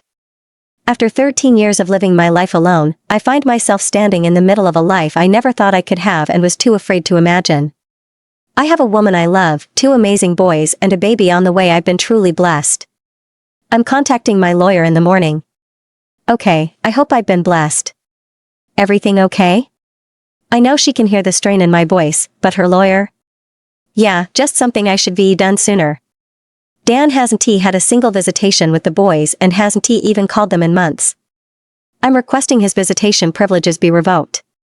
Bryce is old enough to choose if he visits or not, but I don't want Dan to have the ability to force Cody into something he doesn't want simply because the law says he is too young for his opinion to matter. Bryce is the one who brought it up this morning and he's right. I should be called after he missed his second court-ordered visit, but I thought the boys might see me as being cruel, or that they might grow up and think I did it out of revenge. I didn't want to cause them more hurt than what their father already caused. I can't even express how much this woman amazes me, always putting her children's wants and needs before herself no matter how much it hurts her to do it. I think it's the right choice. She nods, as if my agreement was something she needed. I want to thank you, Logan. They've had a lifetime of being shown by the man in their life how to leave, how to break things, but having you here, you've shown them how to stay, how to be loved and wanted. You've showed them that they don't have to earn the right to be wanted. My arms are around her the second she stops speaking, my emotions too heavy to give a voice to them at first. I love all of you so damn much, Avenue. Her arms hold me tight as she places a kiss right over my heart. We love you too, Logan. Epilogue. Avery. The last year of my life turned out to be something very different from what I expected it to be. It all started with moving into my dad's home with the belief that I had failed as not only a wife, but as a mother and a daughter. I had expected to spend time mourning my failed marriage, but then I met Logan. He didn't win me over quickly, that fact is important. I didn't fall for him because he said the right things, or because he filled the void left by the divorce. I fell for Logan because he was steady, because he was able to see me without a filter and still chose me, because he was willing to support me without trying to save me, because he saw my sons as something he wanted instead of something he tolerated. With Logan and my dad's full support, I filed to have Dan's visitation rights revoked and, because he failed to even show up for the hearing, the request was approved. It wasn't dramatic, it wasn't vindictive, it was a way to protect my children from being treated like objects that can be picked up and discarded whenever it's convenient. Bryce and Cody are the happiest I've ever seen them and, thankfully, they're the best big brothers in the world. Logan and I welcomed our daughter, Grace Michelle Keller, 4 months ago and she is already spoiled and loved beyond all measure. The day she was born, she was met with love and excitement from 1 great-grandmother, 3 grandparents, 2 uncles through friendship, 2 big brothers and 2 very excited parents. Logan's brother was not there, Vicky was not there, my stepsister, mother, and stepfather were not there. We notified the people who supported us, respected us, and everyone else they didn't make the cut, simple as that. Our first holidays together were the best kind. They were loud, they were messy, they were perfect in the most imperfect way, and no one felt left out, unwelcome or unhappy. I remember the day my divorce was finalized that I had thought it was the end of something that should be been forever, but I've realized something in my time with Logan. Forever isn't a word that promises something. Forever is a goal, something achieved through hard work, love, respect, and trust. Forever is not something you offer, it's something you build, and the forever Logan and I are building together looks pretty damn amazing.